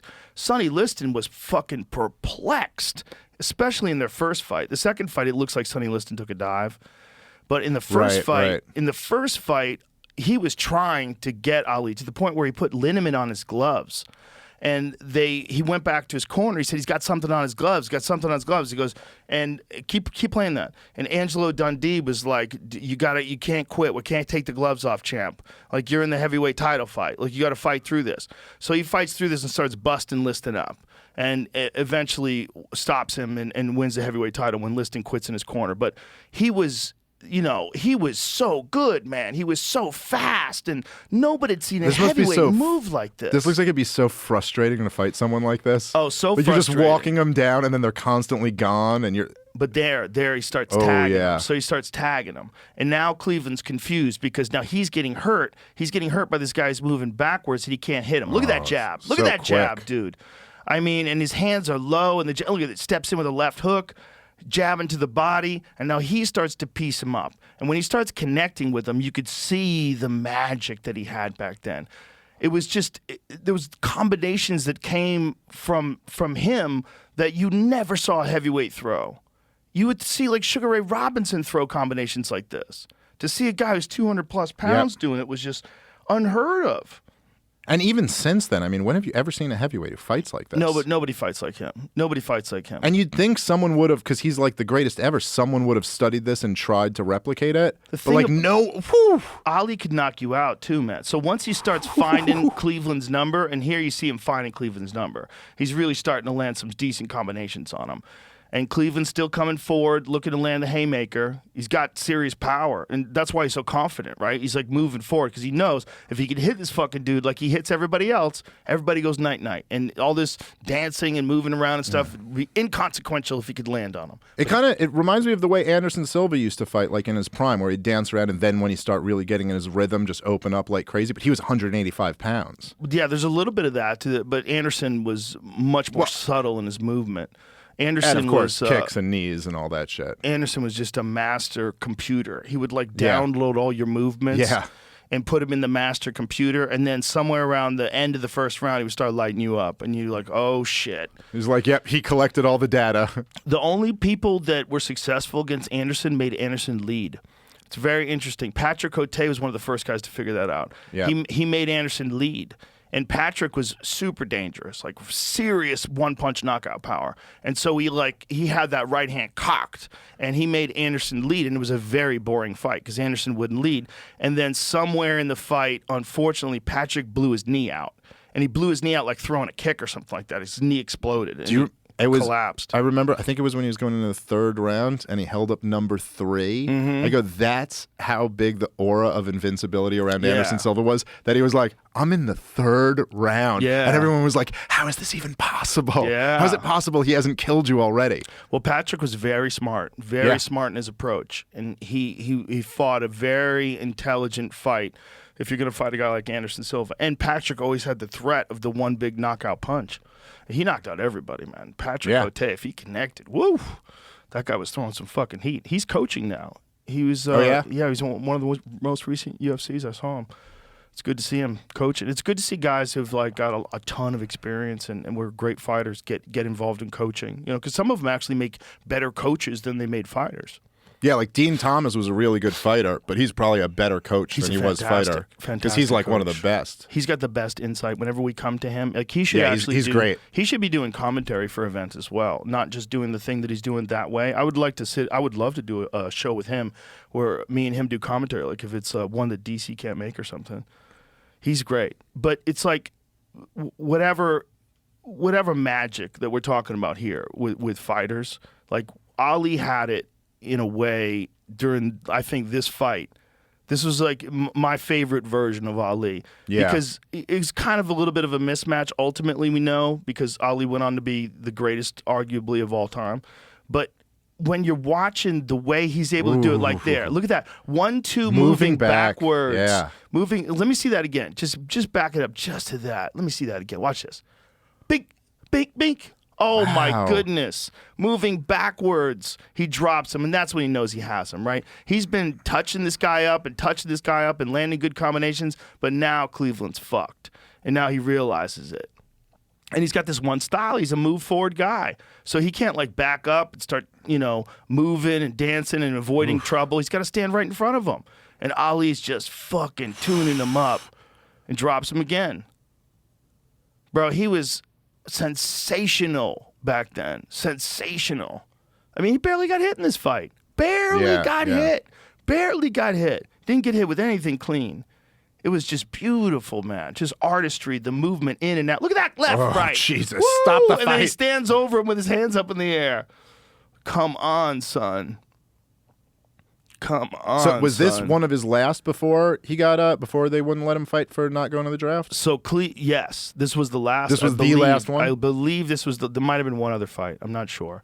So he makes it to the final bell. He makes it to the bell because he got saved by the bell in that last round. So he gets up. They move him to his stool. But now he's fucked, man. And now Ali's on fire. Look at him, man. Just, if people want to see Ali, I always want to show them this one. Because this was Ali at his most beautiful. I mean, this was just fucking masterful. He's just fighting a perfect fight. Oh, look at these combinations, man. I mean, and how gutsy is Cleveland Big Cat Williams that he keeps getting up.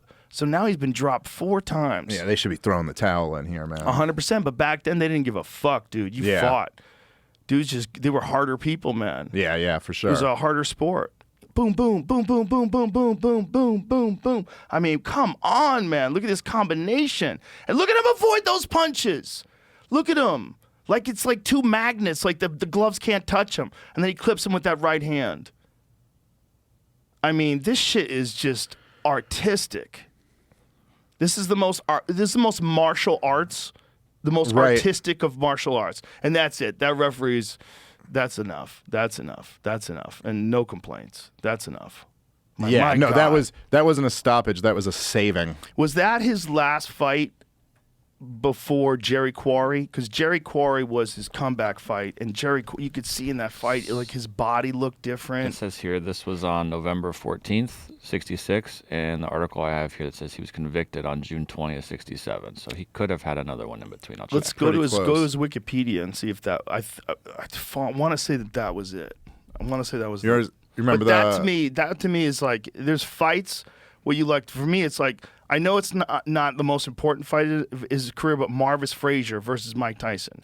There's fights where you just go, God damn, who's gonna fuck with that version of that guy? Yeah. Yeah. Mike Tyson versus Marvin Frazier. Oh, yeah, I've that's seen my that one, fight. right, yeah. And I say, Mike Tyson knocked out Larry Holmes. Mike Tyson beat all these great fighters. Yes.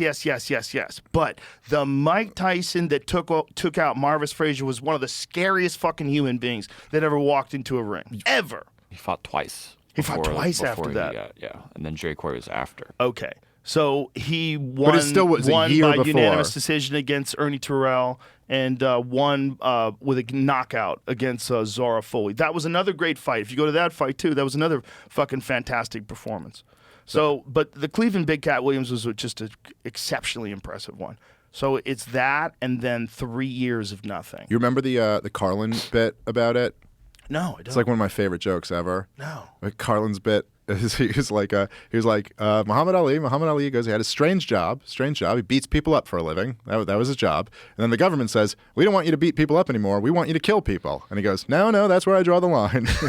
and then the government goes, well, if you won't kill people, we won't let you beat them up. It's just like such a great bit because it's just completely true. You're just like, it's like when you put it like this, how is this not the most insane shit ever? That's literally what the supposed like leaders are deciding. Yeah. Well, he was. That's one of the reasons why he was so important is because he wasn't just an important athlete, like the greatest boxer that we'd ever seen as a heavyweight for sure, but he was also an important cultural figure. Because when he was saying no Viet Cong guy ever did anything to me, I'm not going to go over there and kill people, and he said it publicly. Like, this is why I have no problem with Vietnam people. Why am I going over there to fight them? Why is my government telling me to go over there and kill people? I'm not doing that. Yeah, and as it turns out, it was for no good reason. All sold off a lie. Yeah, all just sold like all the off other of ones. Another conspiracy. The Gulf of Tonkin incident is a real conspiracy. And that's not even something that people debate anymore. it's not it's just like debated. this is just known. You go to the Gulf of Tonkin because I don't want to fuck this up. But the way we got into the Vietnam War was basically just a made-up story. And it's true with the Lusitania in World War I too. It was like completely the way the story was told to the American people. What's that was story? Completely, it was basically that there was like this ship that had Americans on it was shot down by German submarines. And they were like, well, why would they do this? They knew it was just a ship of civilians. But then it turns out that actually the ship was delivering weapons to the British.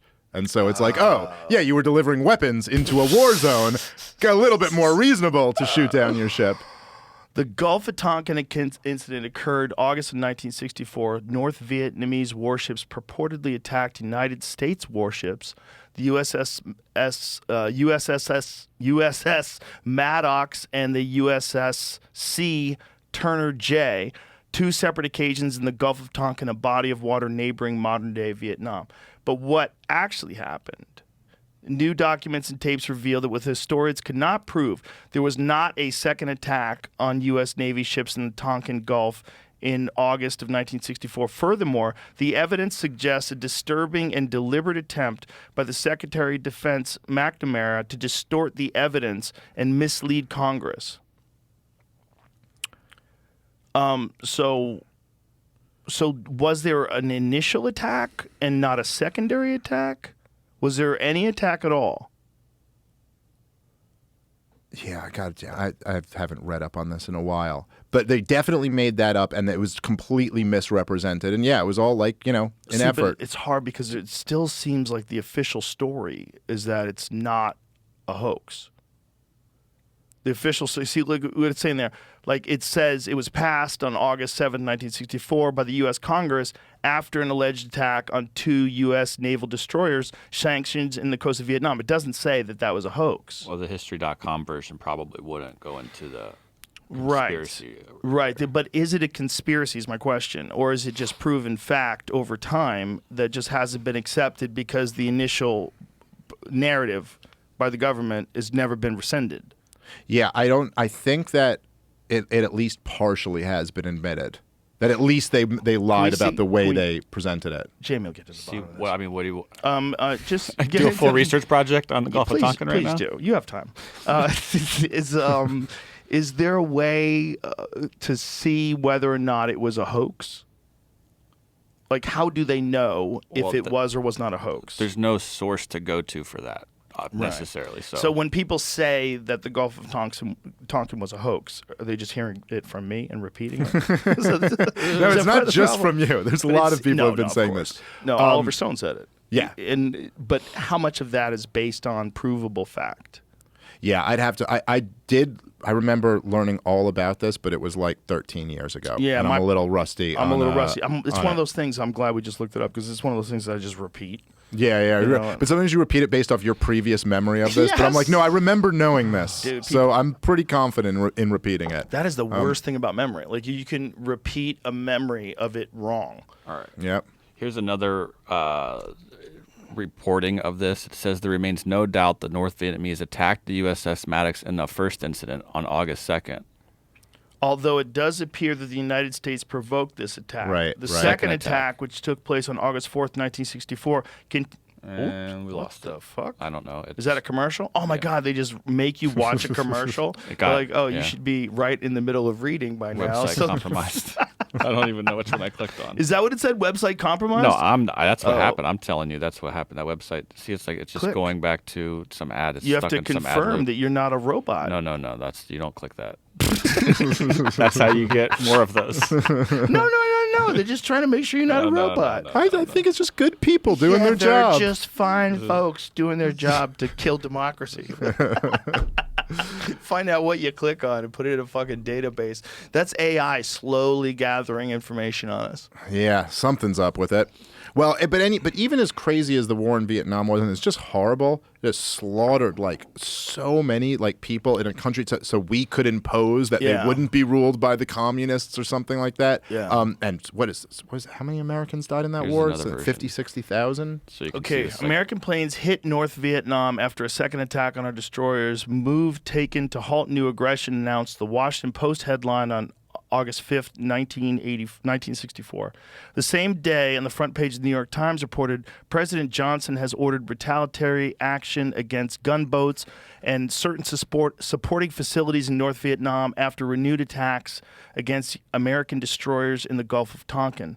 But there was no second attack by North Vietnam, no renewed attack against American destroyers. By reporting official claims as absolute truths, American journalism opened the floodgates for the bloody Vietnam War.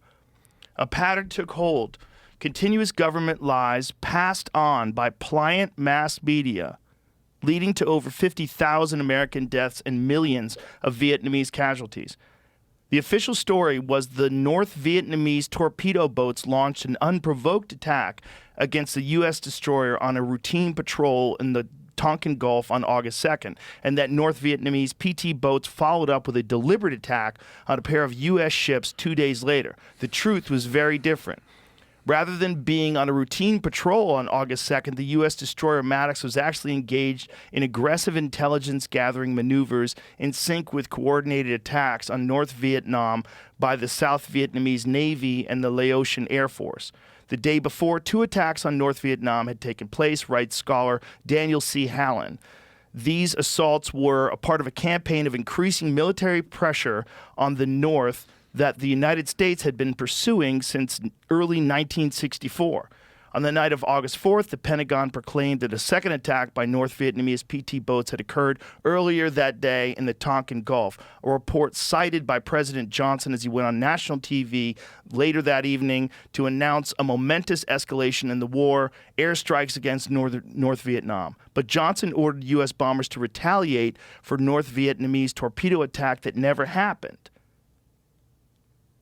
So it didn't happen. Yeah. So I basically, can read the whole article, but this is boring already. yeah, but basically the whole thing was completely misconstrued and made up, right? Like, so that what they're saying is that they acted like, oh, it was just this unprovoked attack on one of our naval ships, when actually the first attack, our naval ship was involved in this what they called aggressive intelligence gathering. So basically coordinating with the other side who was bombing them, and they had just been bombed twice by the other side in the days preceding it. So they responded, and then the second attack just never even happened. Right. So that's, I mean, it's and the thing about it is that it's like they knowingly lied about this because they wanted a pretense to get into the war, and it's so much how all of these wars start and all of the ones since. But the difference is, like, at least in Vietnam, basically the thing has been since World War II that, like, we fought a whole lot of wars, but we don't fight wars with nuclear armed powers. We fought a few proxy wars with nuclear armed powers, like Vietnam, and a proxy war with Russia in Vietnam. Or in Korea, like a proxy war with Russia, but in Korea. But there was a buffer zone there. Like, it wasn't right on Russia's border, and it wasn't right on our border. So we could kind of like fight these proxy wars out there. But the thing with Ukraine is that it's like I really think the thing that scares me about the nuclear threat from Vladimir Putin is that I feel like he can't lose this war. And the American position is that he must lose. He must completely lose the war and retreat and give Ukraine all back to Ukraine. And it's like, however you feel about that, that's just not going to happen. That's not going to happen. He's not handing the whole thing back over. And you may think that's wrong, and I kind of think it's wrong too. I don't know. I think maybe he should keep Donbass. I don't really know. But it's like, it's not going to happen. And Joe Biden is acting like he must win this war. But that's not really true. Like, we don't really need it. But Vladimir Putin does need it. He can't lose a war right on his border. You know, like, that's a different type of thing to give up. And so now he's saying that if the territory of Russia is infringed on, he will use nuclear weapons. And he said straight up, this is not a bluff. He goes, this is not a bluff. I will use nukes. He's just said this the other day. And then Zelensky goes on and gives a speech. And Zelensky says that his standard is not just that Russia has to retreat and give back all the territory to Ukraine, but that Russia must be punished for the aggression into Ukraine. And then Zelensky says that if Russia even thinks about using nukes, that the other nuclear-armed countries should use their nukes against Russia. And you're just like, dude, what the fuck are we talking about here? And, like, I'm sorry, no, we shouldn't. We shouldn't use nukes against Russia preemptively because this Zelensky guy wants us to. The people that we have that run the country, there's not one thing that you point to and you go, well, they're fucking awesome at that. Right? Not one thing. Not one thing where you're like, I have full trust in them when it comes to that. Not a single thing. Not a single thing. Yet we're entrusting them with the biggest, most important thing ever. Yeah. Avoiding a nuclear war. Imagine how crazy that is. Now imagine what kind of person wants that job, like these unexceptional people that we're talking about before. These aren't the people that are like the thought leaders of the world. These are the people that win the popularity contests. And a lot of them are winning because they're connected to whatever the fucking current hive mind ideology is. And they pump up and they use these words and they say the certain things that group is saying, whether it's on the right or the left. That's what a lot of these people are doing. Well, it's kind of, and it's kind of the flaw. It's a flaw in the democratic process in a way. Yes. Because it's like, well, I'll just play to the most low information, Right. voters who really outnumber the high information voters. You know what's going to change that? What's that? Mind reading. Yeah, maybe. Oh, maybe that's what we got to hope for. Dude. Let's hope that comes before the nuclear war comes. I think that's going to be like life before the internet and life after the internet, but like times a million. And I think it's coming. And I don't think that's. I don't think it's an if. It's a matter of when, and only if we don't blow ourselves up or get involved in some sort of a natural disaster, Right. get hit by an asteroid, super volcano, that kind of shit could fuck everything up. But if that doesn't happen, if we can just keep going on this path and let these super nerds figure shit out for the next 1,000 years or 100 years or whatever it is, that it's going to change everything. Because we're going to know how people actually operate, how they're actually thinking. And it's going to be really weird because like all of our thoughts of romance and interpersonal relationships and how people really feel about you, all of them are going to be exposed like we're all on mushrooms. It's going to be a Yeah, that's- very weird thing. And I'd imagine, I mean, I don't know enough about this, but I'd imagine even before you get to the point of just reading someone's thoughts, you probably get to the point of just reading whether they're lying or not. Yeah, you know for what I mean? sure. Just knowing Right, whether what for they're sure. saying is a lie. Like being able to kind of like figure out, not like a lie detector test, which isn't as like reliable, but like actually being able to find out, no, we've figured out the scientific, like, you know, indicators that somebody's lying, and you could wear something, you could have a lens on that will tell you this person's lying You or know whether how they're telling the truth. Sometimes you just know. Like, why do you just know? You're not always right. Like, there's certain people that can just lie, right? They're probably really good at it and they do it a lot. But with some people, like when they're lying to you, there's like a feeling. Yeah. Like a disruption in the force. Like, what's happening here?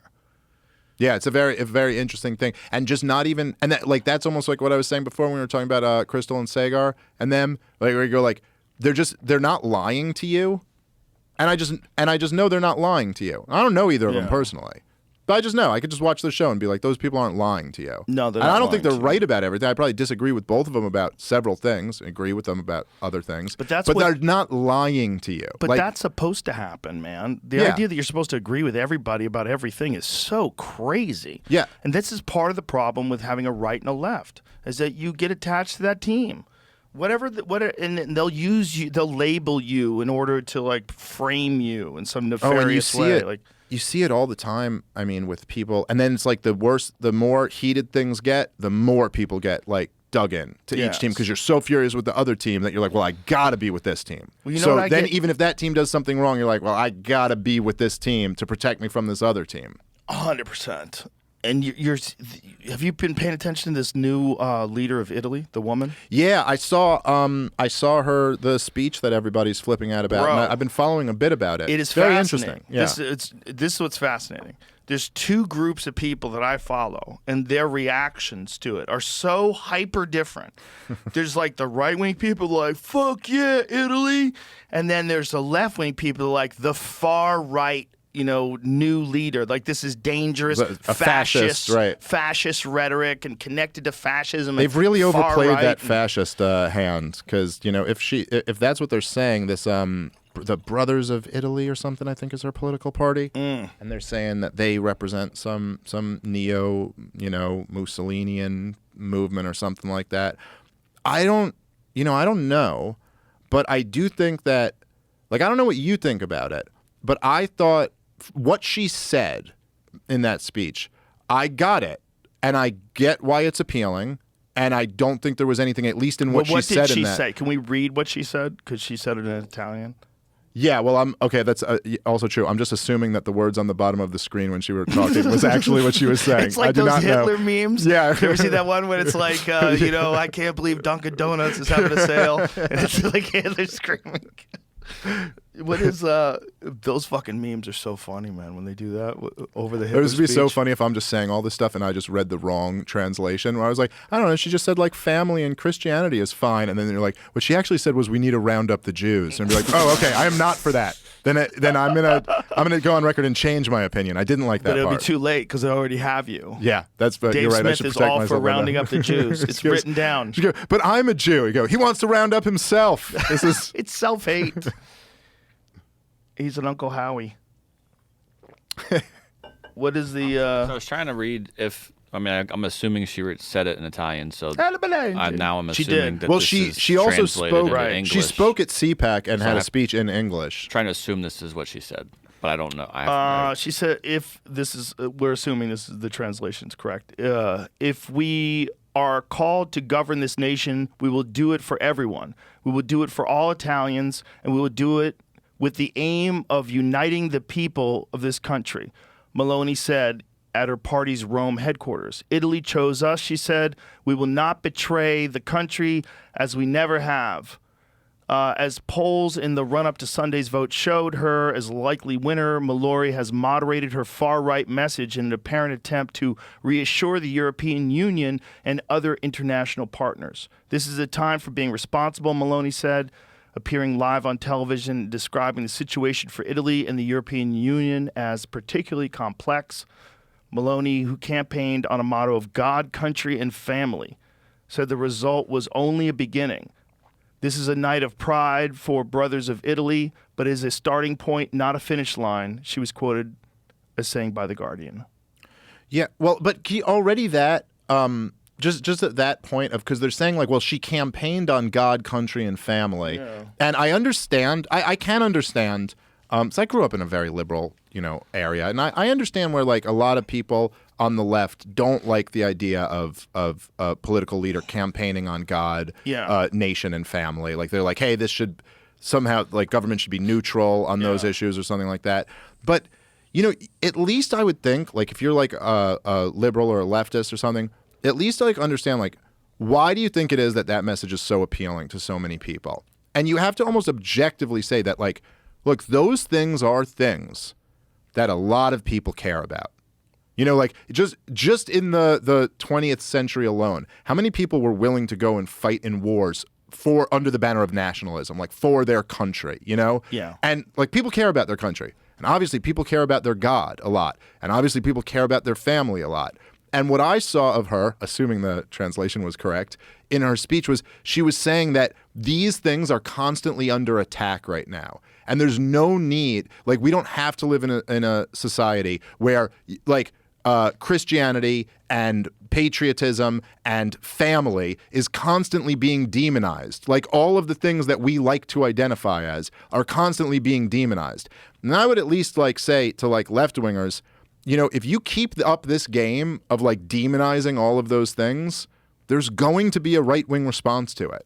People are going to rally around the political leaders who are like saying like, no, we're for traditional families and Christianity and national greatness. And I'm not even saying I'm for that, but I get the appeal of it. Yeah, but not even saying traditional family, just family, period. Yeah. I mean, she's not labeling it a traditional family, but the idea I get that the those impression that things that's would what be she means. offensive. Yeah, So it shouldn't wouldn't be. But here's the thing, it wouldn't be offensive if it was a particular God. So like if you're talking about Islam, like if you are against anything that is Islamic or Muslim, you'll be thought of as Islamophobic.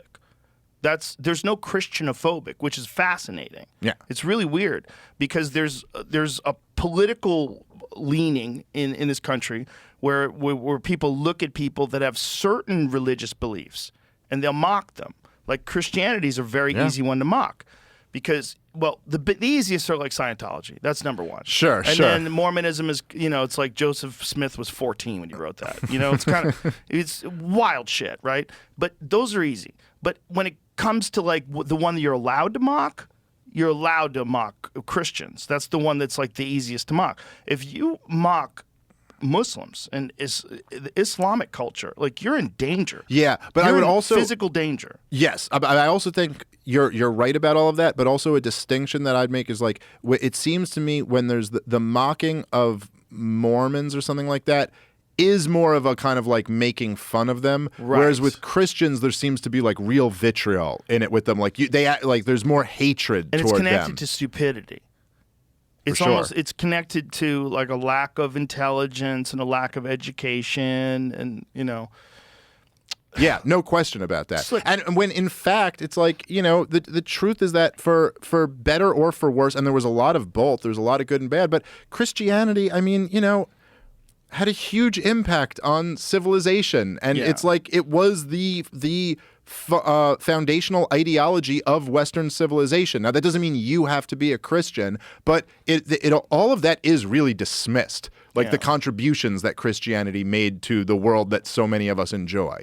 Well, it's not like Christianity needs a fucking star on the Hollywood Walk of Fame, but it's it's an ideology that millions of people hold, and there's tenets in it that could lead to a better world if people followed them.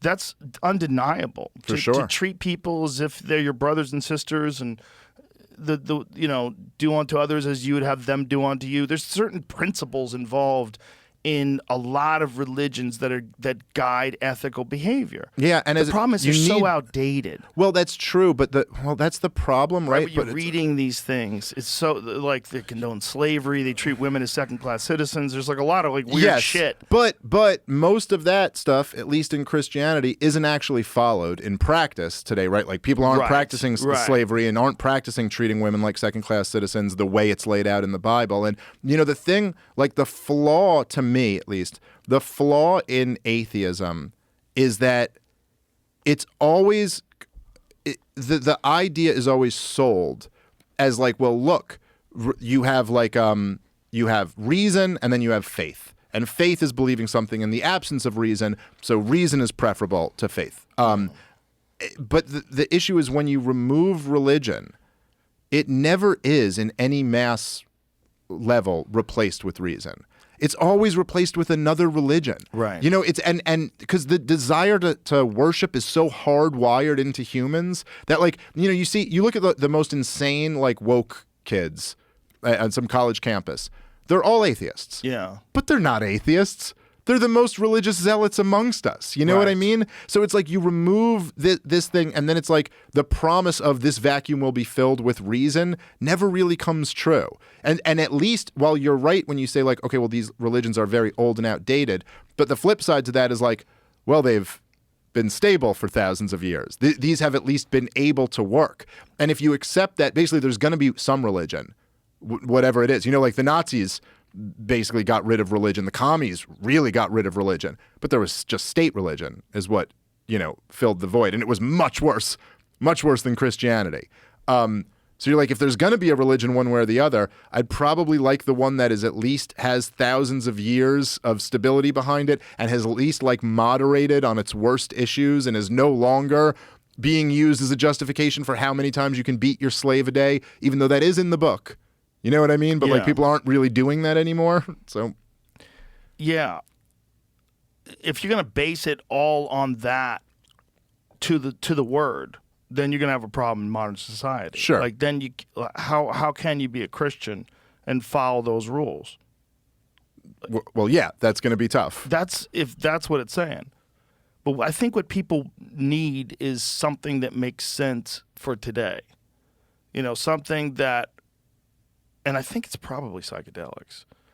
I think if there's going to be a thing that brings people, the problem is that the problem with that is just like the problem with anything else. It's humans, and humans get involved in things, and ego get involved in things, and next thing you know, you're a guru.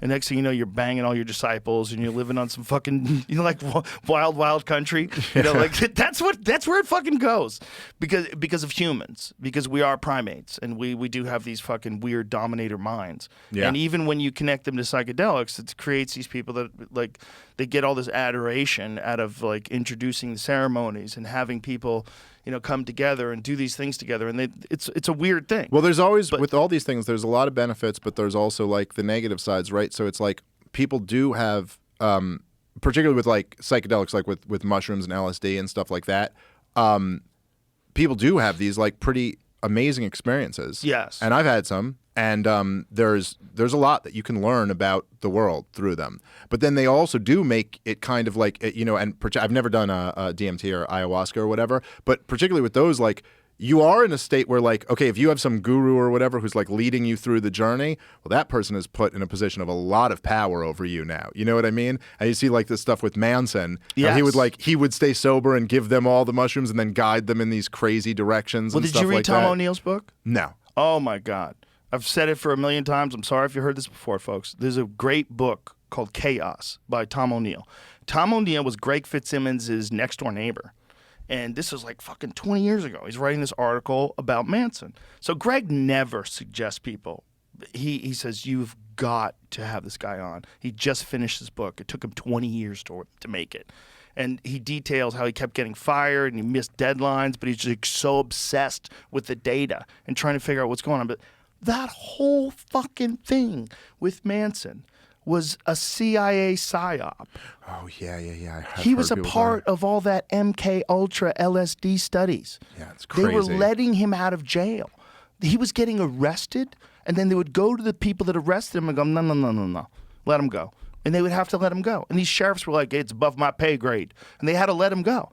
And he was connected to a bunch of different robberies and shit. He was on parole. He should have been locked up.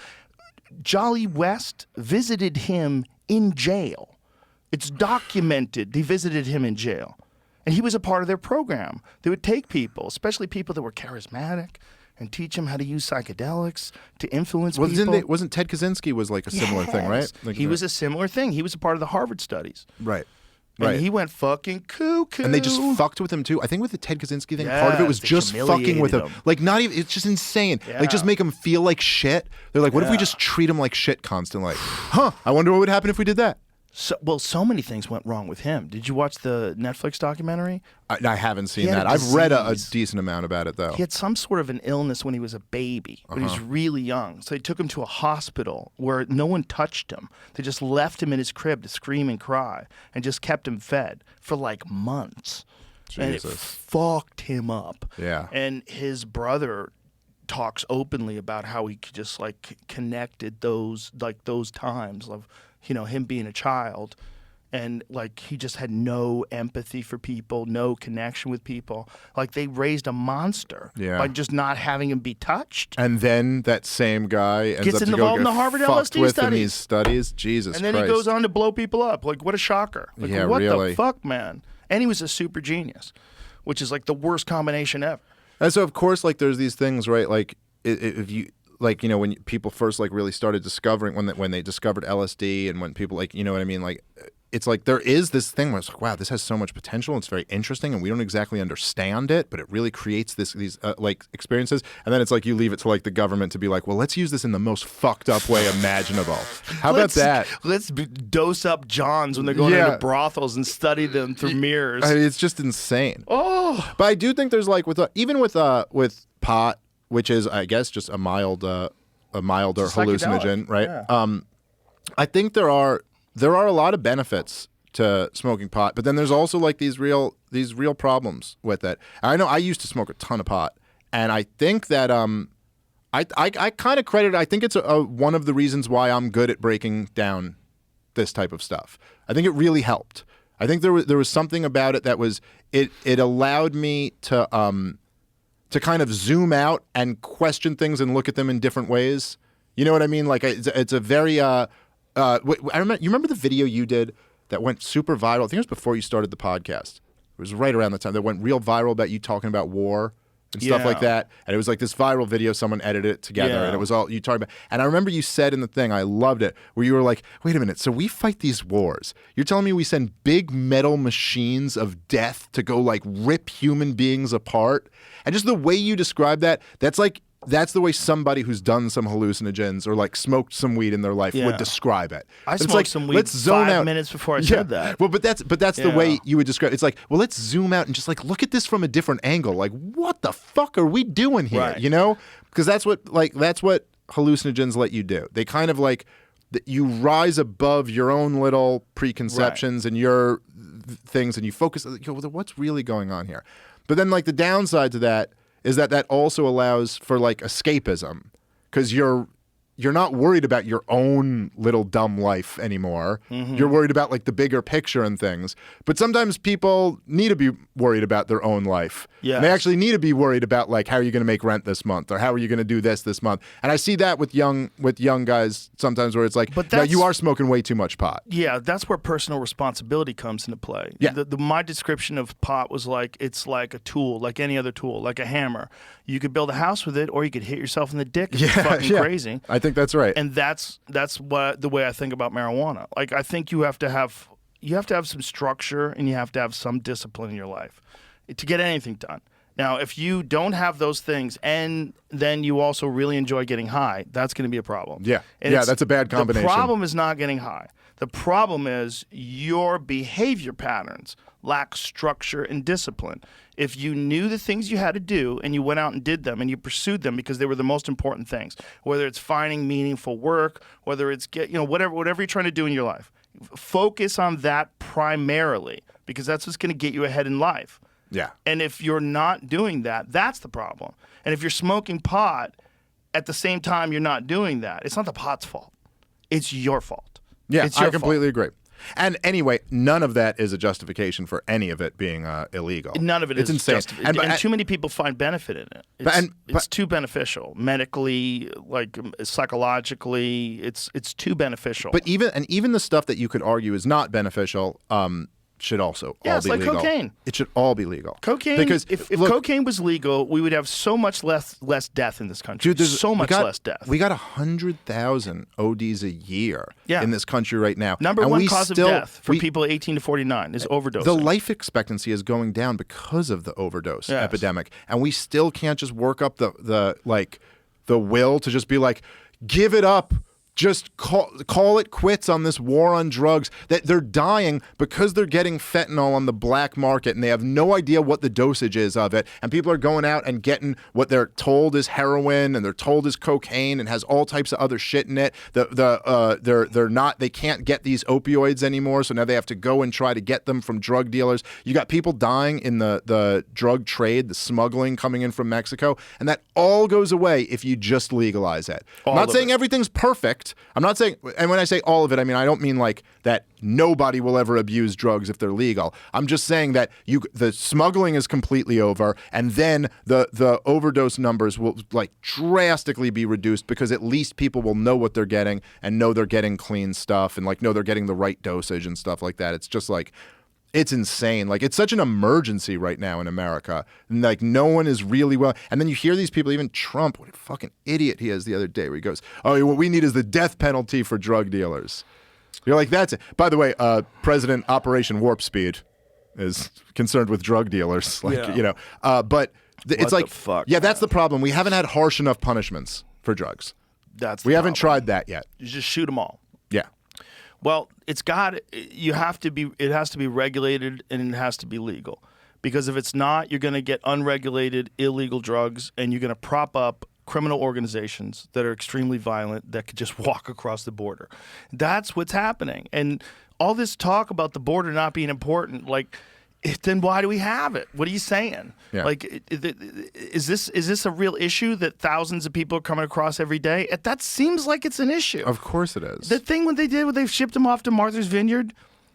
Pretty funny. Come on. I mean, it's fucked up, but it's pretty funny. It's fucked up and funny, and the response was fucked up and funny. Yeah, it was immediate. They immediately took. We don't have room for these people. They just immediately 50 people. They all of a sudden they start sounding like everything that they called racist right away. You know, like it's just kind of like like, well, this is a big issue and it's a strain on our resources and they have to go somewhere else. But we're still the good guys and we love them. But we simply at Martha's Vineyard cannot accommodate 50 people.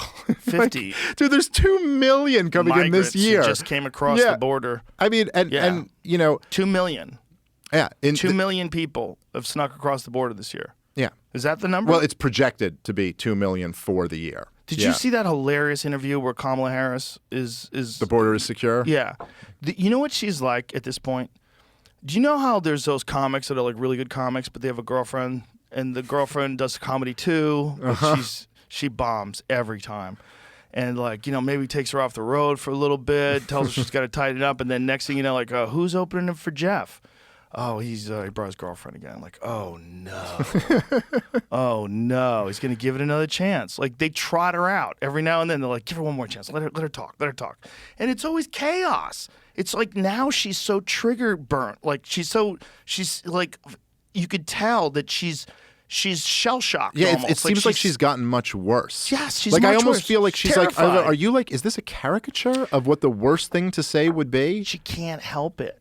It's like she's freezing, right? Yeah. And she like, if you caught her in like earlier campaign speeches and when she's like comfortable and having conversations with people, she doesn't seem inarticulate. She seems pretty smooth. She was a lawyer, right? Yes. So like, she's not dumb. She was a so what lawyer, and happens? then right. It's the world watching. The world, it's time, and we got to take care of time, and it's most important when time passes. And if we do it together, then we will move on as a community. Yeah. Together, as one, in a sense of community. Together. And you're like, what is happening here? Just like, it's like, what are these Democrats going to do, man? Like, can Joe Biden actually run for re-election? And if he doesn't, can they actually put up her? Like, you know, there are like Democrat, like big donors somewhere. Like, they're like, okay, here's the end goal. We get Biden and Kamala Harris out of the way. Go back from there. What does the day before that happens look like? Because we got to get them out of the way and get somebody else in here. Right. Because, I mean, Biden, like... But how do you do that? How do you get them both out? If I was Kamala Harris, I would be taking no small planes. Yeah, that's right. Well, I don't think... It seems like Biden is not backing off of he wants to run. To visit the DMZ after North Korea tests a missile. What? Oh, that's where they're sending her. They're sending her to the DMZ. They just sent Nancy Pelosi up there, too. They're like, let's get... Hey, fucking, you never know. They might do it for us. Well, the crazy thing was her going to... when she went to Taiwan. Yeah. With With a bag of diamonds. You They see told her. Joe Biden, how insane this is? This has happened like so many times where he'll just say something, and he says literally the most insane thing in the world. Like, he just came out and changed the one China policy, which is the most reckless thing. It's right up there with the stuff that he's doing with Ukraine and Russia. You go, dude, you can't just say that the policy is to overthrow Vladimir Putin, dude. That's like a huge thing to say. And then they come out and they go, the White House issued a statement that their policy has not changed. And you're like, who's the White House? And what's Who? this president? Is it the White chief House? of staff? Right, who's is it the saying vice that? president? Is it his wife? Who's the White House? He's the head of the White House. So he comes out the other day and just says, and the whole point, the whole point of the one China policy is basically, and this is actually one thing that was smart, strategic U.S. foreign policy, is that they basically went, okay, so we recognize China. Okay, this is your area, China. But, we also like Taiwan. And we'd also like to see a reunification, and we kind of like it to all be peaceful. And we're very ambiguous about where we stand. Because the problem is, if you were to come out and say what Joe Biden just said the other day, he goes, oh, if China invaded Taiwan, we would send in the military. Well, the problem with that is, like, that might be the encouragement Taiwan needs to go, okay, then we declare independence. And if they declare independence, China will invade Taiwan. And then, holy shit. And by the way, all of our Navy war games say that we lose that war. Look at this. China sparks new Taiwan invasion fears with threat to crush anyone who tries to stop its reunification with the self-governing island after Biden kowtowed to Beijing at UN. That's why having a guy like him in office is fucking dangerous. And this is what they said about Trump. But that's legitimately dangerous, man. And I got a lot of shit about this when I had Eric Weinstein on. I was like, I can't vote for Biden. Like, I'd vote for Trump before I'd vote for Biden. And the reason being is like, you knew this. You knew he was deteriorating. Forget about his policies when he was lucid. Yeah.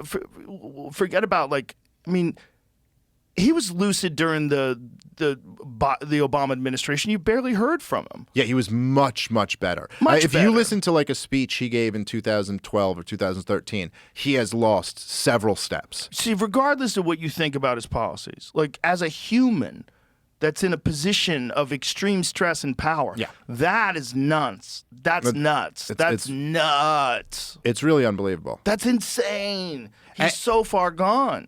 And I mean, look, that this was the knock on Donald Trump is well, he'll say reckless things. But I mean, what is more reckless than just and the crazy thing about it, even Henry Kissinger came out recently and was talking about how insane this whole Ukraine policy is. Because he's like, well, what do you do? Is the plan here that we're going to provoke Russia and China?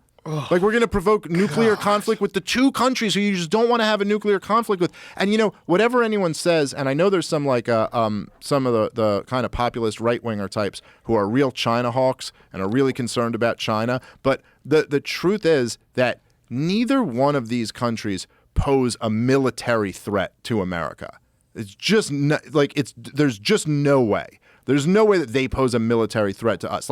Does China pose a military threat to Taiwan? Perhaps you could argue that. Although the peace has been kept for many decades now, but perhaps you can argue they pose a threat to them. But they don't pose a threat to us. And the idea that we're trying to find it's just so bananas that you go, okay, so we have 20 years of the war on terrorism, which is basically at this point almost nobody even argues that it was anything short of a disaster. I mean, I saw Bill Kristol debate Scott Horton, who's incredible. Everyone should check him out. Scott Horton at antiwar.com. And he debated him in New York City. And one of the people in the crowd asked a question of Bill Kristol, neocon #1 guy. And he goes, what was the last U.S. Intervention that was successful?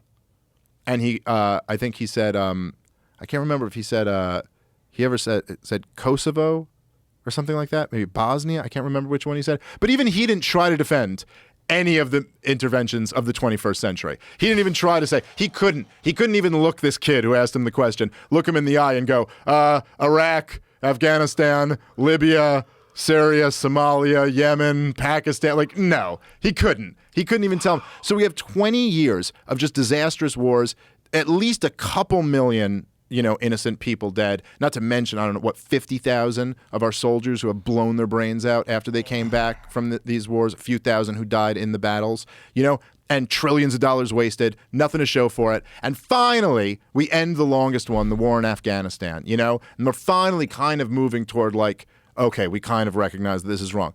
So let's start provoking a war with Russia. And how about China too? Like, what the it's like what you were talking about at the end of the collapse of the Soviet Union. And then you're like, oh, good, we don't have to be at war no more. And you're like, Saddam Hussein, we got to go fight this guy now. We're just always trying to find the next war. And I'll tell you, this is potentially even stupider than that. Because the Biden guys, they're talking about Putin like he's Saddam Hussein. Like he's Muammar Gaddafi. Like we could just tell him what to do and he has to fucking do it.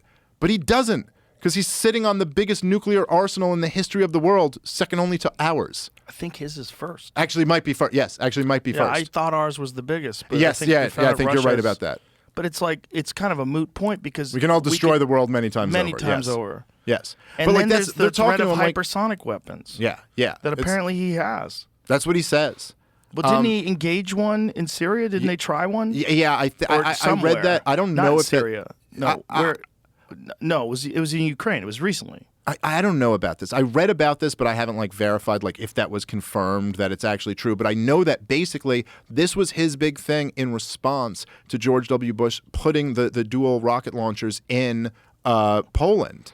Is that he was like, well, now our entire effort is to improve our military capability because you can hit us quicker, so now we have to be able to hit you quicker. And it's just been this brinksmanship for so long. It's just so stupid. We have these really narrow narratives that we're fed in this country, and this is one of the things that I love most about this conversation is because all these things that you've laid out and all of these things that most people are not aware of about the history of this conflict. Now people get an understanding of how this is a pattern that just is going. This is what Eisenhower warned of.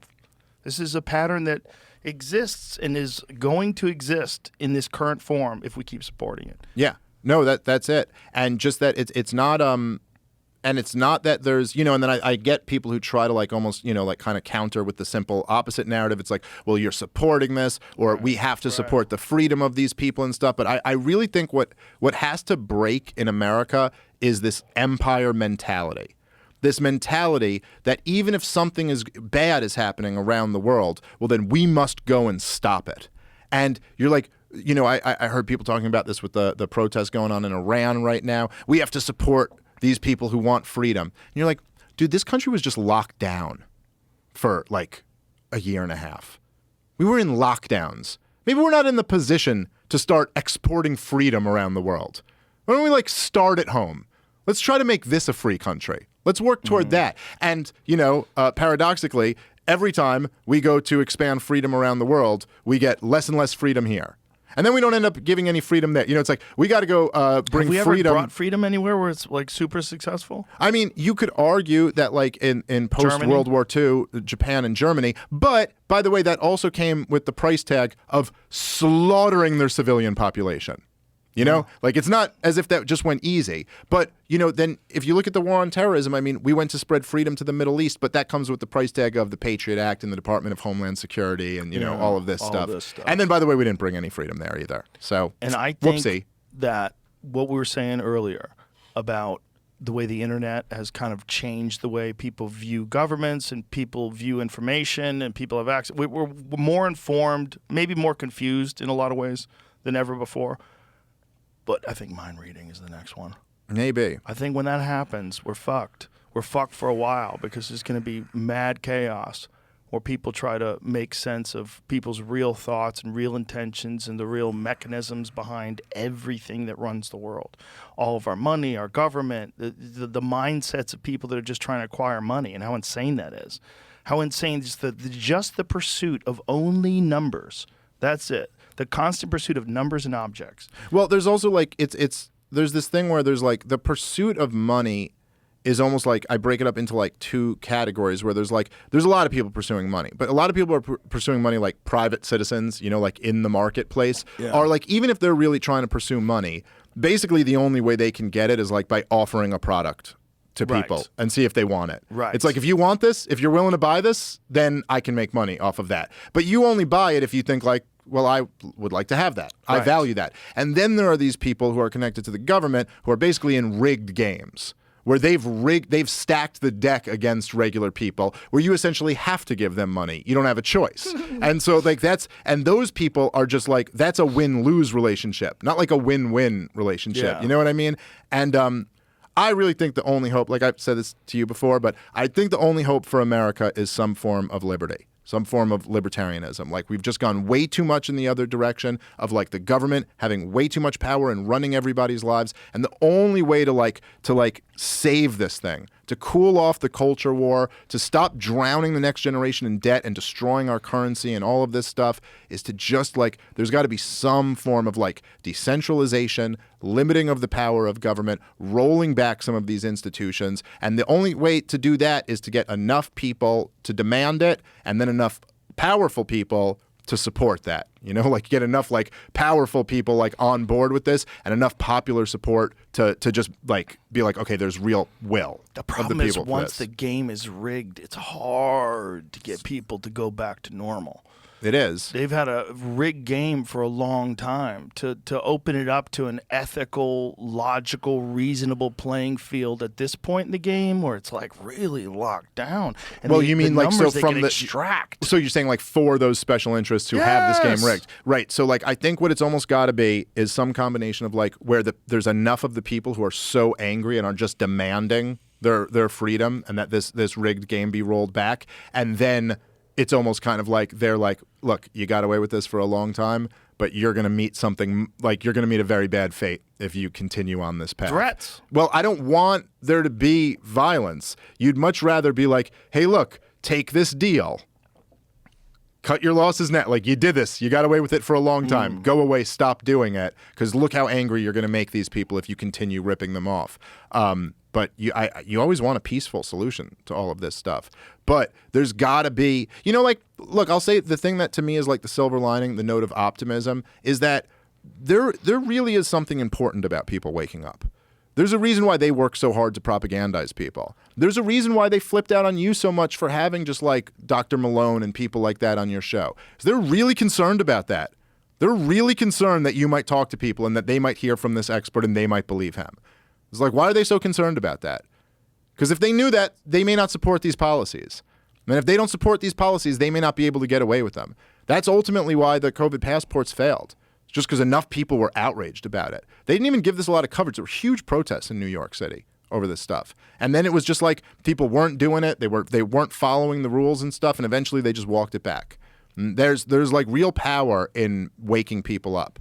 And so I think there's at least a hope for the country now that it's people don't trust these institutions that they shouldn't trust because they're just lying to them. And there's platforms like yours, you know what I mean, that are bigger than any of those platforms where people can hear the truth. So I'm optimistic at least for that, as long as we stop provoking Putin and we don't fight a nuclear war. Yeah, all the above. And I think there's just the problem is that people who talk like you don't become governors. They don't become senators. Maybe senators, maybe. But they generally no and don't become president. Yeah. You have to play the game. And what do you think it's like if you get into office? What kind of fucking horrible shit are they going to write about you? I don't know. There's too many people in the Libertarian Party who want me to try to find out. But Don't do it. Don't do it, Dave Smith. I say that as your friend, but if I wasn't your friend, I'd be like, fuck yeah, that guy should do it. Well, what if I just run, but I don't win? That's not okay. good enough. That's not good enough. But see, it could help in the effort to wake a whole lot of people up. Maybe it'll confirm people's suspicions that no matter how good a candidate is, if they're not one of the two candidates, one of the two parties, they're not going to support him because it's a wasted vote. Yeah, but There's even that narrative. But even that would be an interesting thing to let people know. You know what I mean? Like, it'd still be an interesting thing to at least point out to people. It's like, yeah, but that's the essence of the problem. And then the crackpots would say that you're taking away votes that could have gone to my party, whatever it is, right or left. Yes, and you're correct. the reason why we lost, you piece of shit, you fucking coward, you unpatriotic traitor, you treasonous, this, that, or the other thing. Yeah, you would. You know? You do get that, but I also just kind of think I go, and this is why I'm a member of the Libertarian Party, and this is why like I joined it. I'm excited about it because my camp kind of just took over the whole party. Basically, there was like a little like civil war in the Libertarian Party between like the Gary Of course there Johnson. was. Well, there's the Gary Johnson people and the Ron Paul people. Then I'm like the Ron Paul people's guy, and we won. We took over like every position in the party now.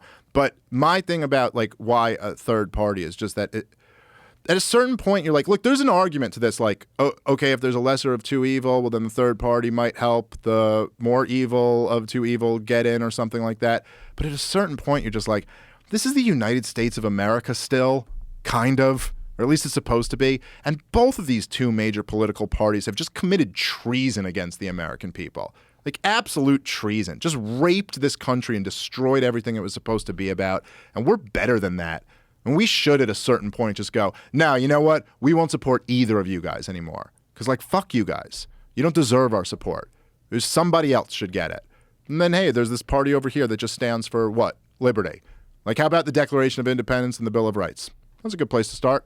That's what we were supposed to be about anyway. So let's just go with those guys. How about this? How about we just take that clip and we put it out there, and that's the announcement that you're running. No, I That's all can't- you do. No, I can't make the announcement that I'm running. No, that's all you do. Just put that out. That's it. No campaigning. Nothing else. Nothing else. Okay, but then I also have to tell people, go to lp.org/join, because you got to join the party, because that would actually like send a lot of like. And don't a watch message. Legion of Skanks, because that alone would be a Now, let me tell you something, okay? Now, let me just, That's I your just want to mention safety something. net. The corporate press probably is going to bring up Legion of Skanks. Now, when you hear of Legion of Skanks, I just want you to know, they can do anything with video these days. They can make it sound like you're saying anything. I don't know who that guy is. I've never met Jay Okerson or Louis J. Gomez in my life. I don't know these people. They don't seem like good people. I'll tell you that. They're funny. They're pretty funny. They say some funny stuff. But yeah. That's the problem, is that you and I are both connected to the world of stand-up comedy. We're both But it's comics. not, I don't know, man. No. I'm not. I don't think it's a problem. I'm saying. Yeah. I'm saying that's the problem with like having great ideas like you do. That you're also connected to blowjob jokes and people. Like Those are the Ari- clean ones. Ari taking a shit in Tupperware and bringing it onto the stage. We were not on board with that joke, for the record. None of us approved of that at all. God damn it. What's wrong with that guy? He's the best. He really is. He's the best. Best and the worst. He's the worst too, but he's the best. But yeah, it's like you could just take that clip of you explaining what it means to be a libertarian and what you stand for, and just put it out there. It goes viral. No more campaigning. Yeah. Well, that's kind of the plan.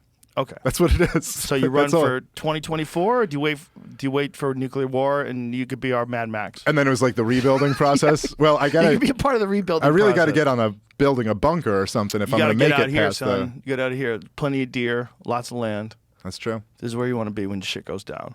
Yeah, lots but I mean, of bullets. Yeah, but I really think you're going to need like, if it's nuclear war, you're going to need more than just land and deer. You're going to need some type of like bunker. You're probably not going to live if you need Yeah. that. Yeah, then you it's you over. have to think about like what kind of nuclear war are we talking about? Are we talking about just like Los Angeles and New York get evaporated, or are we talking about every major city in the country? If it's every major Then it's city in the over. country, then it's over. Yeah. And then anyone who lives, the lawlessness that you see in horrible YouTube videos and on TikTok or whatever, that will pale in comparison to living in a post-apocalyptic world with no power. Yeah. If there's no power, shit will get so primal so quick, and you will also realize how few bullets there really are.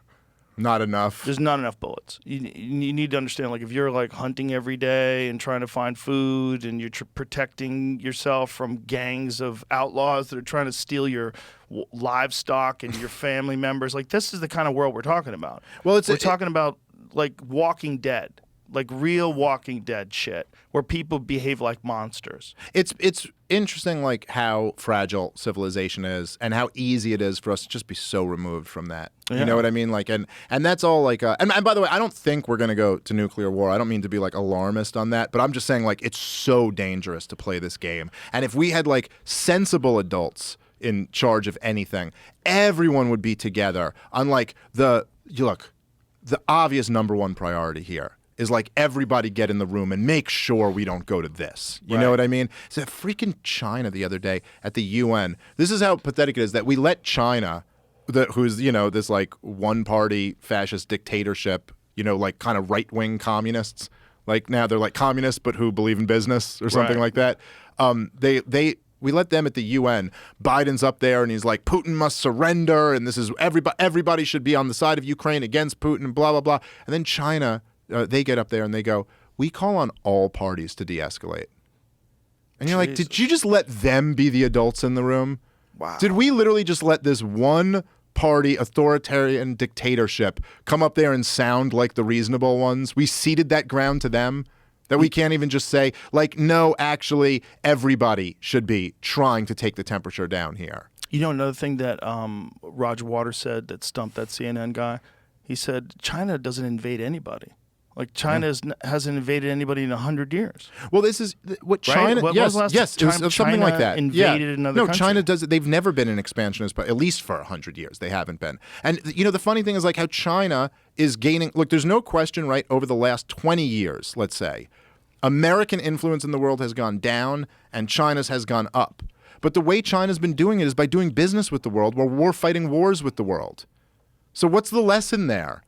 It's like, stop fighting stupid wars. Do business with people. Trade with people. Well, have good relations. Doing business. Yeah, they're doing some shady business, for sure. Shit. They're doing some shit that we were criticized for doing, right? Like offering loans, going into places, making sure that they can't pay the loans, taking over territory, that's for controlling sure. resources. That's for sure. But certainly, I don't think there's any.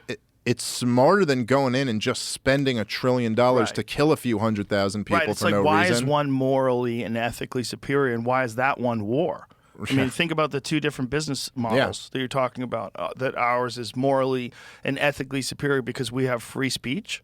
Is that what it is? Because we have abortion? Because we have all these things that we want over here, so we're okay with doing what we do in other countries? And that's where it gets squirrely, because like if you say what China's doing is scary and dangerous and awful, like, yeah, so's what we do, right? Well, right. It kind of all depends on what side of it you're looking at it from. Like, if you're like an Iraqi citizen, then yeah, what we did is pretty scary and awful and horrible. And it's also just, it's been so damaging that it's like George W. Bush and Barack Obama too. They fought the war on terrorism under the banner of like, this is freedom and democracy. Right. And then it's kind of like, oh, why aren't other people like getting on board with freedom and democracy? It's like, I don't know, because this is how you defined it, as dropping hellfire missiles on weddings. Like, if that's freedom and democracy, who wants that? And so it's the damage is like, like all these other things. It's kind of immeasurable. One. Imagine if that was going on in this country. Imagine if there was drones that were targeting people that, the Iraqis wanted dead or the Iranians wanted dead, and they were killing 90% civilians, 90%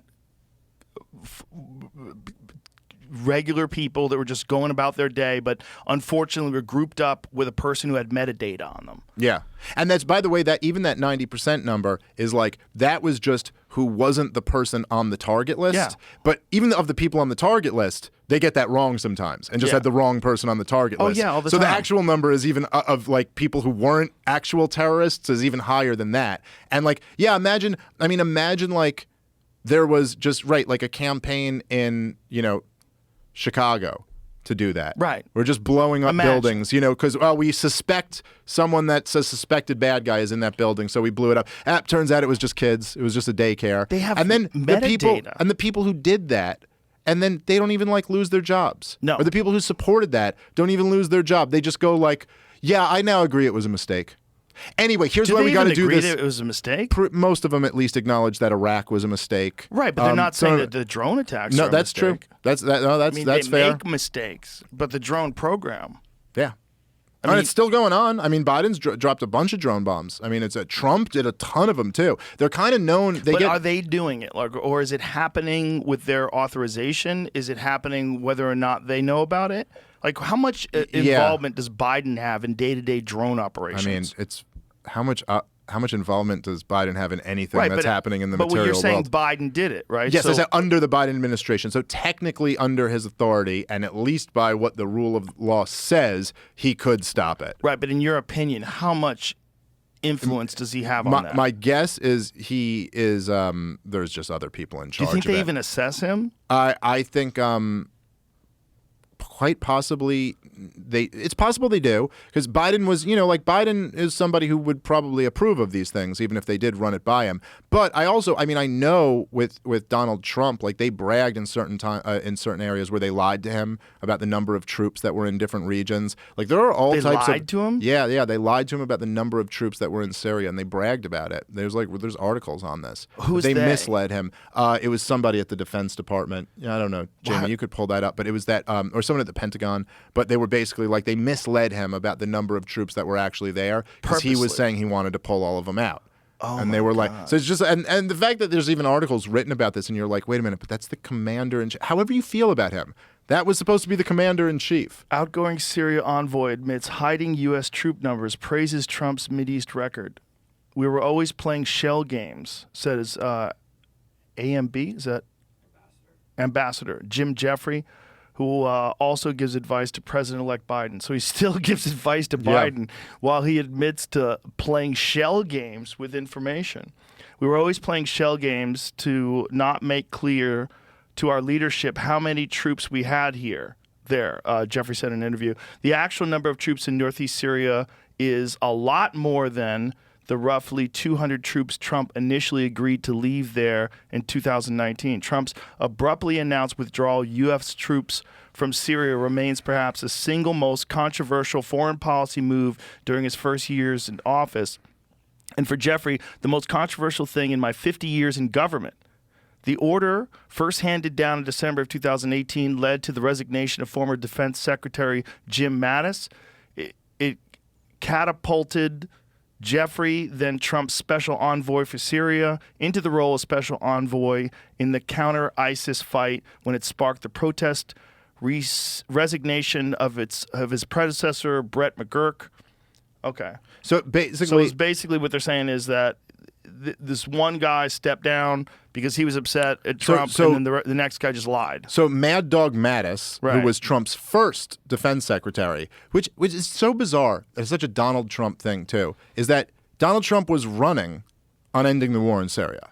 Right. Like, he ran on that in 2016. And then he picks this guy, Mattis, as his defense secretary. And then when he tries to end the war in Syria, Mattis resigns over it. He's like, I will not do this. I'll resign before I carry out these orders. And you're like, did you guys never have a conversation about this? Like, when you were running on ending this war, and then you picked a guy to be your defense secretary, did you never, like, talk to him about, like, hey, by the way, I mean it? Like, I actually want to end this war? So he resigns. Trump's like, whatever, I'm still pulling out of the war. And then the next guy who comes in and moves up the ranks just starts lying to him about how many troops there are there. And by the way, the story at the end of this is that Trump just backs down and just doesn't end the war, which is basically what Trump did on everything. Mattis is a scary dude. Yeah, I think that's why Trump picked him. You ever hear Mattis talk about whether or not he sleeps well at night? No, I don't think I've heard that clip. Find that clip. I don't even want to butcher it. Someone questions Mattis as whether or not he sleeps well at night, knowing that the enemy's out there. Yeah, this is the type of guy you want to be a general. Well, I think this is probably the type of reason why Trump picked him. Yeah. Like, this guy's badass. Listen to this shit. Hold on a second. Keeps you awake at night. Nothing. I keep other people awake at night. Oh, yeah. Keeps you awake at night. I do remember that. Nothing. I keep other people awake at night. Yeah. An instant answer. Yeah. What But keeps you look, I awake mean, at I night? think you Nothing. want badass guys like that, but who are also, like, wise enough to recognize, like, what's strategically in America's Right. interest and what's there. Right. And Donald Trump did get the guy, and the guy is Colonel Douglas McGregor who's like this, he's like one of those real badass dudes, but who was wise enough to completely like turn against American foreign policy in the Middle East early on. I think he got out in like 2005 or 2006 or something like that, and he was like, and he's basically just been speaking out against it soon. He was like, this is not in our national interest to be doing this, and we're doing nothing but bankrupting our country and putting ourselves in a more dangerous situation and all of this stuff. And Trump hired him, and he made him the top advisor at the Defense Department after he lost the election to Joe Biden. So he had him there in the lame duck period after Biden was there, and they tried to work out a deal. In fact, I think Trump signed off on the order to immediately withdraw from Syria and Afghanistan and I think one other theater. And then a couple days later, Trump rescinded the order. Someone else got to him and convinced him not to. What kind of conversations are those like? Yeah, imagine the first day in office conversation. You know that Bill Hicks joke. Oh yeah, great joke. Great joke. But other than that, imagine other than showing you angle of the JFK assassination you've never seen before. Yeah, right. Which maybe that's it. I don't know.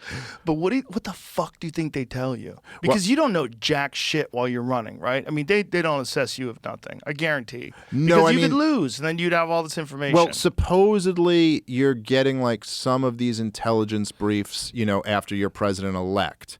But not before. But I think it also doesn't even have to be as dramatic as the other angle of JFK getting shot. I mean, what Donald Trump ran on in 2016, and just for the record, I don't really never know with Donald Trump how committed to any of this shit he was, because the only thing that I've ever seen Donald Trump truly be committed to is his own greatness and his own image. Yeah, his own I'm the winner, you're the loser. That's what he seems to really be motivated by.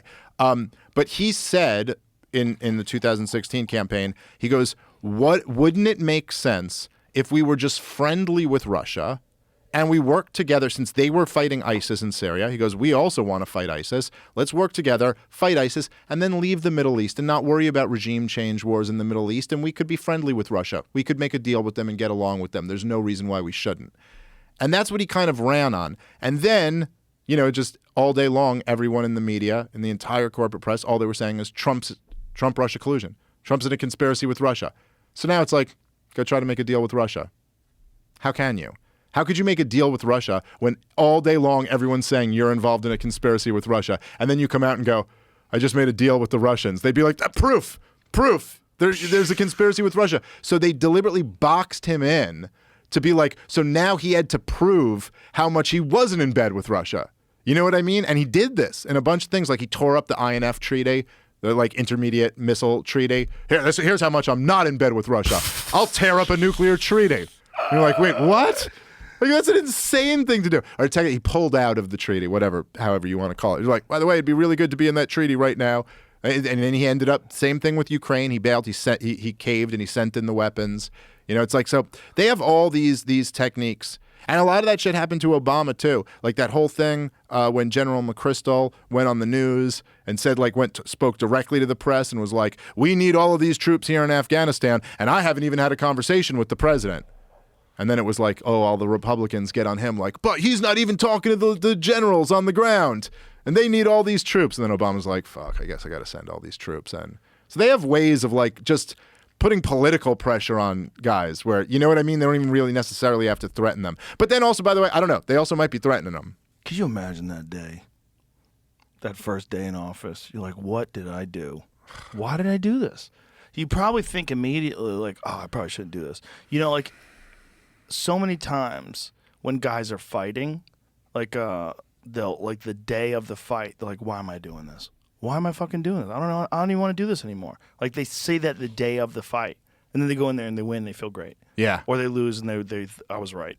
But that feeling of what the fuck did I do? Shit, I'm what here. What the fuck did I do? And there's no getting out of it now. And the stress of the whole world. The whole world. I mean, Biden's probably pretty removed from it because he seems kind of out of it, and also he seems he's got a very strong ego, very strong belief in himself in some weird way. I mean, I think Biden, I don't know. With Obama, it aged him so much. With Bush, it aged him so much. Trump, Not so much. Not Although it was hardly only at 4 all. years, because I think Trump's ego actually I remember one time Bill O'Reilly was interviewing Donald Trump. I always thought this was like an interesting insight into who Donald Trump is. But Bill O'Reilly asked him this question. And he was like, do you ever just walk around at the White House and you're just like, wow, this is just unbelievable that I'm at the White House. Like, I'm the president of the United States and I'm in the White House. And Trump goes, yeah, it's a nice house. Like, it was just such a it was like, yeah, I don't know, this is right about where I should be. Like, my house is a nice house, this house is a nice house, whatever. Do you know It's how all many nice stuff. years he was watching the machine? You know Trump? How many years? Yeah. Yeah, How many years he was watching for a involved? long time. When he talked about how he had to donate money to Hillary Clinton for her to show up at his wedding, Yeah. like that kind of shit. Yeah, no, he was rubbing elbows with all of those elite people, you know? He was watching the machine forever. Yeah. It wasn't until he talked shit about Obama being from Kenya. That's what's set the whole buffoonery into motion, right? Because then people were mocking him, and Obama mocked him. Remember? He did the White House press correspondence dinner, and he said, here's one thing that I am that you'll never be, President of the United States.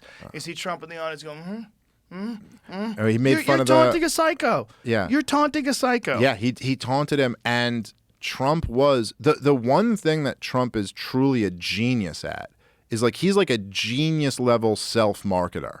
Oh yeah. And it's all instinctual, you know, he's it's not like he intellectualizes it. He just kind of knows. He knows how to make himself the center of the story. Right. He knows how to say the thing that will get the reaction out of people. And that turned out to be an incredibly useful skill in campaigning. Oh yeah. You know, he applied that to campaigning, and then it just took off. And he also, he tapped into something, even with the birth certificate stuff with Obama, which I think is all goofy, you know. But he tapped into the level of distrust that people had in this government, and the level that they knew how much everyone was lying to them, that they were even willing to entertain this really big lie could have been told to them. Maybe this whole thing's a fucking lie, you know.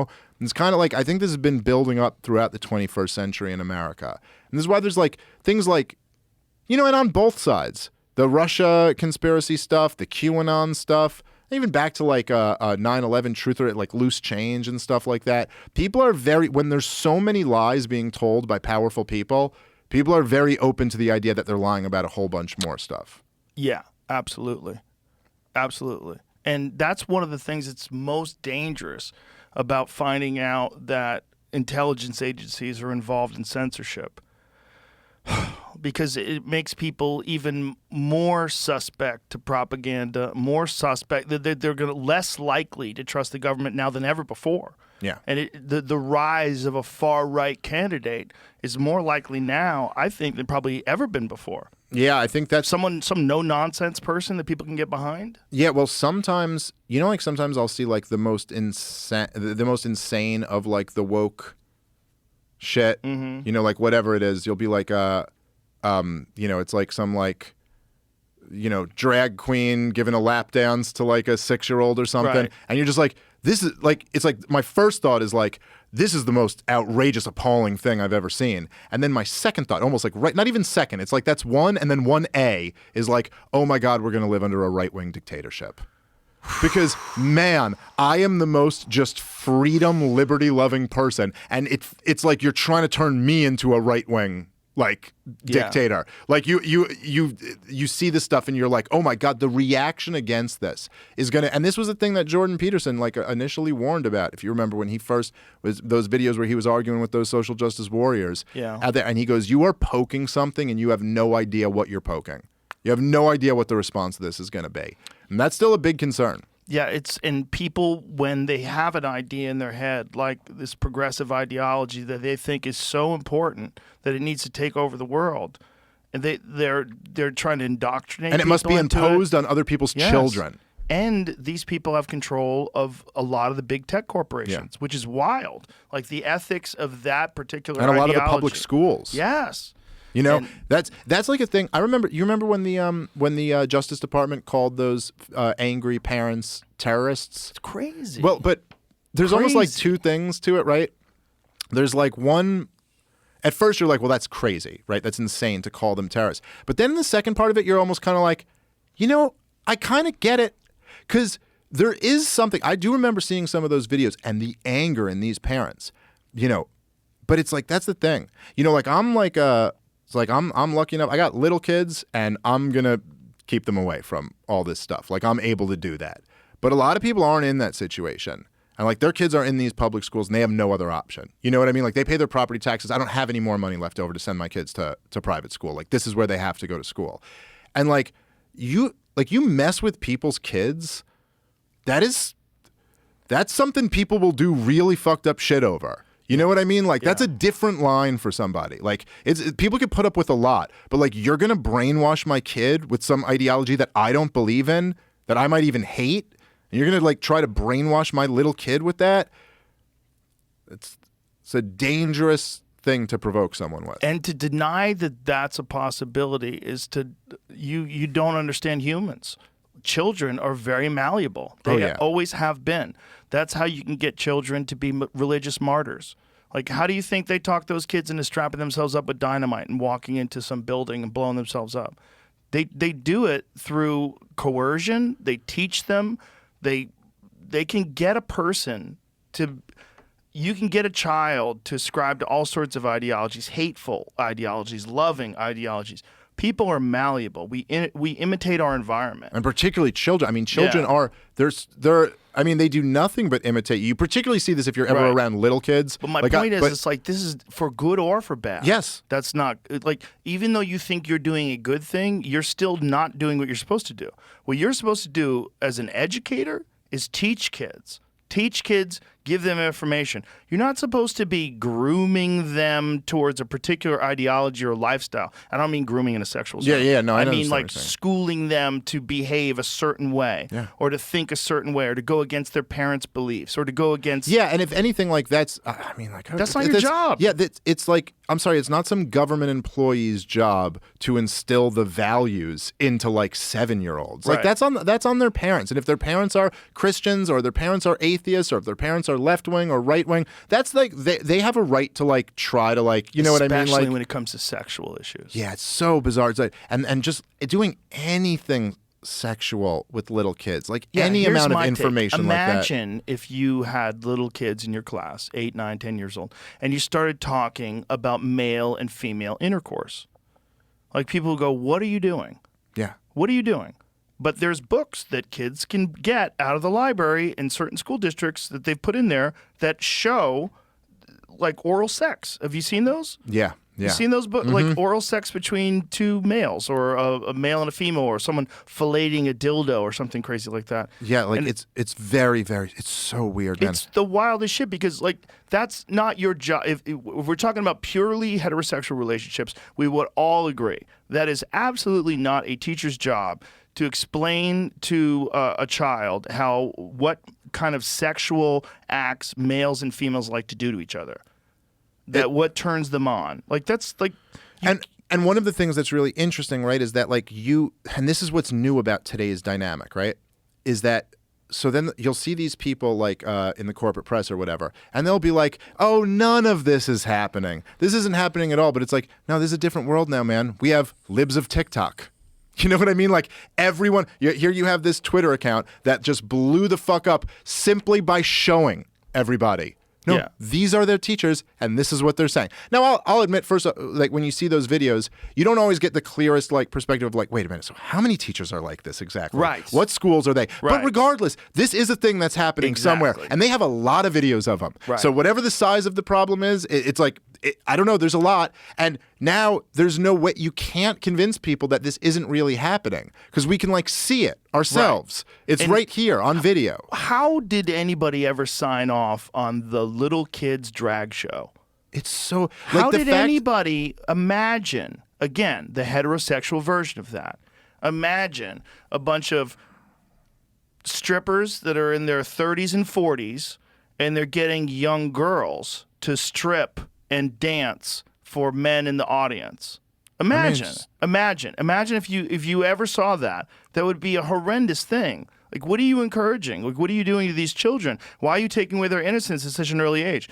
But if it's a drag show and you have like a 10-year-old drag queen, and he goes out there and he's fabulous. Look at him, he's amazing. Yeah, it's like, so but you're weird. sexualizing this young person. You're still doing something to someone who hasn't even gone through puberty, and they're probably not even interested in sexual activity. It's They just probably it's don't- so disgusting, I mean, man. what does a And fucking wrong. 10-year-old care about sexual activity? But that's what I mean, if you're wearing high heels and a skimpy little bikini and you're dancing in a certain way, we've got to admit what that is. Like, what is that? What is that if it's a girl who's built like a brick shit house? Well, it's very sexual, right? Right. If it's the same girl dressed that way, moving that way, and she has a big boobs and a big ass and all that stuff, it's sex. So is it sex with this little kid? And how are you okay with that? And why do you want to do this? Why do you want to watch this? And how the hell do we not at least have a consensus amongst about this? That we're seems against so this. crazy We to could me. disagree on so many issues, but can't we all agree with like not sexualizing little kids? But for whatever reason, if you're doing that in like an LGBTQ sort of thing, Yeah. and that like with the drag queen show, like they're still doing some of those. Yeah. They still have like where drag queens and little kids are together. Like, what was Cuties? Yeah, what that was the that Netflix, Netflix show. thing. Yeah, it was yeah, a yeah. Netflix show So about bizarre. children that are like drag queens. Is that what it was? I thought Wasn't that was. it? I think that was girls in Cuties. Was just little girls. It was just Very girls? bizarre. Which one was the drag queen show? Wasn't there a show that had Cuties was all little girls? I think so. Did I fuck that up? Might have to edit that out. I don't want to get sued. I think it was. So Cuties was just young girls. Yeah, I think it was like 10-year-old girls just dancing in crazy sexual ways. Yeah, it's really, And what was it about? Is it about they would do dance shows? I'll be honest, I You're did a not woman watch it. now? Like, what is this? But I remember people got fucking furious at this, right? yeah.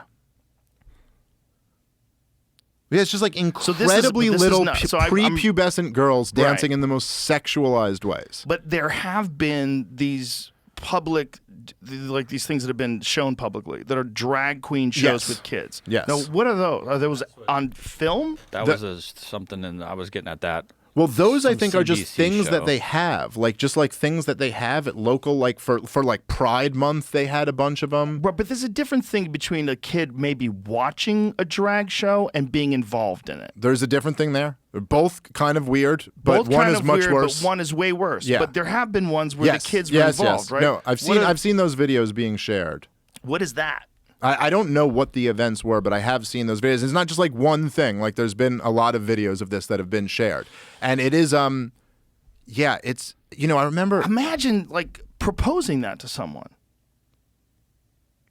Yeah, and it does seem like Drag jeez. kids, that's it. A daring and touching portrait of 4 kids chasing freedom and friendship through the art of drag. That's it. That was the one. So that was on CBC. Oh, bro. Just, I mean, that's a really young kid. Like, imagine that young kid, okay? And what he wants to talk about is how he likes to fuck. So, he has, like, a rubber girl on stage, and he's like, this is how I like to fuck. Can't wait till I'm old enough to fuck. That would be so insane. That would be Yes. so insane. So, imagine, why is it, like, what's going on? Like, if you dress up like a girl, then it's okay to be sexualized when you're 10? Like, is it sexual or is it just performative as a girl? It's like there's a million ways to do performative stuff that wouldn't have to be sexualized. Like But just do it in a drag- different way. Is drag inherently sexual, or are we ignorant to it? Like, No, I don't know, man. I mean, like, it's not like, I guess theoretically it could not be, but they're not dressing up like Mrs. Doubtfire or something. They're Right. dressing up as like these sexualized characters. That's like Exactly. what's actually happening. Exactly. They're dressing up in these revealing outfits, and they're like little dresses with.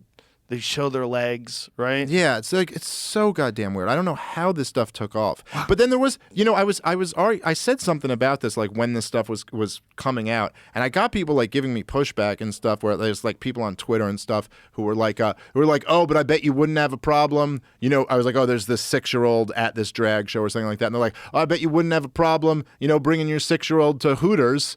And I was like, well, first off, I wouldn't bring my 6-year-old to Hooters because I do think that's kind of inappropriate. But second off, it's not nearly as inappropriate. It's like there's just levels to this. Like, Exactly. no, if the girls in Hooters were in thongs and giving lap dances, yes, that would be just as inappropriate as this. And Yes. even Hooters, I probably wouldn't bring my little kids to Hooters. Yeah, that why does are you seem a little going- weird. Why are you going to Hooters? Just seems weird. Like, just that'd be a weird thing. I like want to be there with my young. I wouldn't No, want my take 'em to daughter Chuck to E. like Cheese, see. you fucking yeah, weirdo. yeah, like that's it's just just like a weirdo move. Like, Even it's- if it wasn't gross, it would Yeah. be a weirdo move. yes. Like why? They don't why want to do go this? there. Yeah, this Yeah. is so That's bizarre. Beer and wings and people are screaming. Right? Yeah, yeah, and like girls are wearing like scantily clad Yeah, outfits. that's not thought to be like a family environment anyway. That's a dumb suggestion. It's like they'd always like come up with this thing. They're like, "Well, what about this?" They go like, "Well, what about child beauty pageant shows?" And I'm like, Those "I are find those creepy, too. weird. I find them very Bro. weird and creepy." Joey Diaz, Duncan, and I, maybe it was Ari. Well, anyway, we were in Dallas, and we were doing the Dallas Improv, and we were the Addison Improv. We were staying at this hotel that had a drag queen show. No, excuse me, a child beauty show. We're staying at a hotel that had a child beauty show. I want to differentiate, but Yes. but not by much. So we're walking around the hotel, and there's these little kids with high heels, and they can barely walk, and they're wearing skirts, and they're just full clown makeup, crazy hair, and I'm like, bro, this is strange. It's like, why would you do this with your I think it kids? was pretty sure it was Duncan, and I remember us talking about it. We were like, "This is so bizarre." And by the way, of course, we were high as fuck, high as fuck, wandering through this hotel while these little kids that are dressing up like Fox News ladies. Yeah, You know that those is like so- super yes, hot yes. Fox Yeah, News yeah. lady outfits? That's like what they're wearing. So they're not dressed up like strippers, but But they're it's still dressed up so bizarre. bizarre. Bizarre. First of all, it's bizarre, the sexualization of the female frame in a professional setting as opposed to a male. If a male got on television with a sleeveless shirt, Yeah. showing his the center of his pecs and showing most of his legs, except for what I call like with Megyn Kelly, a vagina curtain. I go, it's not even a good curtain. It's like that one that the window's always open. It's in grandma's kitchen. It's a tiny little thing that covers these long, beautiful legs. And you see her toes and her feet. And her legs are crossed because if she opens her legs up, you're basically seeing a thin shield over Yeah. her vagina. Right? She's a pair of panties. That's it. It's nuts. And then that woman's now going to tell you the news. That one's going And to she's tell like, you the news. She's just The any moment ambassador now. to Afghanistan said that Yeah. the losses have been insurmountable over the like what? What It's is so happening crazy. here? Why would we do this? Yeah, it's so weird. And And then I I'll like tell the you way other- it looks, and I'm not opposed to it. No, I get- Don't get me wrong. I'm glad women dress like that. It looks great. Don't get me wrong. But it's just so strange. If a lot of it's strange. I'll tell you, not in the sexualized way at all, but this another thing that I find very bizarre that I always judge is the guys, like in the cable news things, who color their hair and like get like work done and stuff like this, and you're like, you're a fucking newsman. I thought. What are you doing? They don't Like, want to wouldn't look it be old. better if you had a little gray in your hair? You should look old. I'm not like trying to fuck you, dude. I'm trying to get the news. That's the Yeah. idea. I Just think like, they why do you just- care about what you look like? They have vanity. They're on TV Yeah. every day. They see they're not themselves newsmen. deteriorating. They're like celebrities or whatever. They're people who read teleprompters. Yeah. All you have to do is be a good orator. You just have to be reasonably good to look at, and your voice doesn't suck. Yeah. Or And you're people. willing to say the thing that they tell you Yeah. to say. Or you fit into like what they're looking for, whatever it's a right-wing show or a left-wing show. There's like a fucking thing they're looking for, the thing that they think is going to sell to their people. Just tell the people what we tell you to tell them. We'll put it up on the screen. Can you read? Okay, let's do a dry run. Here you go. And then you do it. You got it. Okay. All right, here we go. And you're live. And then you say it. And then that's what you do. It's like they're actors in a way. They've chosen to act in this manner. And this is, this is the role. The role is I am a right-wing pundit. The role is I am, MSNBC anchor. That's the role. Yep. And that's what's so crazy. At least for the vast majority of them. There are a few exceptions of Oh, there's people a who lot are of like exceptions. somewhat good, but it's unbelievable But the how many are position them. is Yeah. clearly established. Yeah. And it's segmented by advertisement to make sure that nothing ever gets too deep. Yeah. never have And a there's just more, chance. and they, I think Noam Chomsky like went over this back in the day, but how the advertising just gets longer and longer, and the Yeah. segments get shorter and shorter, and just what they're saying gets dumber and dumber. It's Oh my it's God. unbelievable. And it's all pharmaceutical ads now when you watch. watch, it's all pharmaceutical. Yeah, there might be like advertisements. a Boeing commercial in Every there now and somewhere. then they You throw know, in like an Oreos commercial. yeah. They'll Just sell like- you cookies or something. Yeah, pharmaceutical, because we just care Yeah. about your health. But have an Oh, Oreo, by the way. It's so nuts. And it's like you see a stampede just headed towards a cliff. And you're like, how do we slow everybody down? How do we make this sustainable? How do we realize that we are temporary beings? We have a finite lifespan. And we are somehow involved in these squabbles with places that are nowhere near us, with people that we have never met. And somehow or another, we are inexorably tied to these activities that are taking place on the other side of the world. And particularly the fact that they pose no threat to you and that you're a part of the biggest, baddest, most powerful society that's ever existed. And they're a part of like these very weak, vulnerable societies. And yet you're convinced to. But this is why I say, I think the ultimate like optimistic thing is that all trust in all of these institutions is completely evaporating. And there's something, you know, a lot of people talk about how like we need to like unify the country and like we're so polarized and wouldn't it be better if we were more united, which I understand like the idea of that. But if I think the most united times in my lifetime, the time the country was the most united was right after 9/11. Where like everyone was really together. Yeah. And then the politicians just exploited that and gave us the Patriot Act and the war in Iraq and the war in Afghanistan and this whole disastrous, start to the 21st century. And then I actually think everyone was pretty united when COVID first came. And it For was a little like while. 14 days to Yeah. 15 days to flatten the curve. Okay, we'll give you guys a couple weeks. Yeah. And then the politicians exploited that and just took advantage of the whole thing and just so it's like there's real weakness to being united. Maybe it's better, at least if we're united, let's be united in not trusting any of the institutions. Well, again, they suck at everything. Yeah. They suck. They're going to suck at this too. They're not going to make decisions that are good for all of us. But this is to me basically the libertarian argument is that it's like we don't suck at everything. Like the free market, like voluntary, like people, we actually do amazing things. We do so many things so well. But everything the government touches, they're terrible at. Or they're really good at it, but it's incredibly evil. Like, we're really good at slaughtering people. It's like, that's true. You are very good at that. Yeah, they're pretty good at that, and they get better at it every year. Yeah. What's the defense budget? Like, what's the amount of money that's involved in these decisions? I mean, I It think- must be I think- fucking crazy at this point. On the books, I think is like $700 billion. But if you look at all of the things that are also basically part of it, it's over $1 trillion a year. Is there a way to redistribute that money to make it so that like they can make that kind of money cleaning up cities? Each year, federal agencies receive funding from Congress known as budgetary resources. In 2022, the Department of Defense had $1.77 trillion distributed Wow. amongst its 6 subcomponents.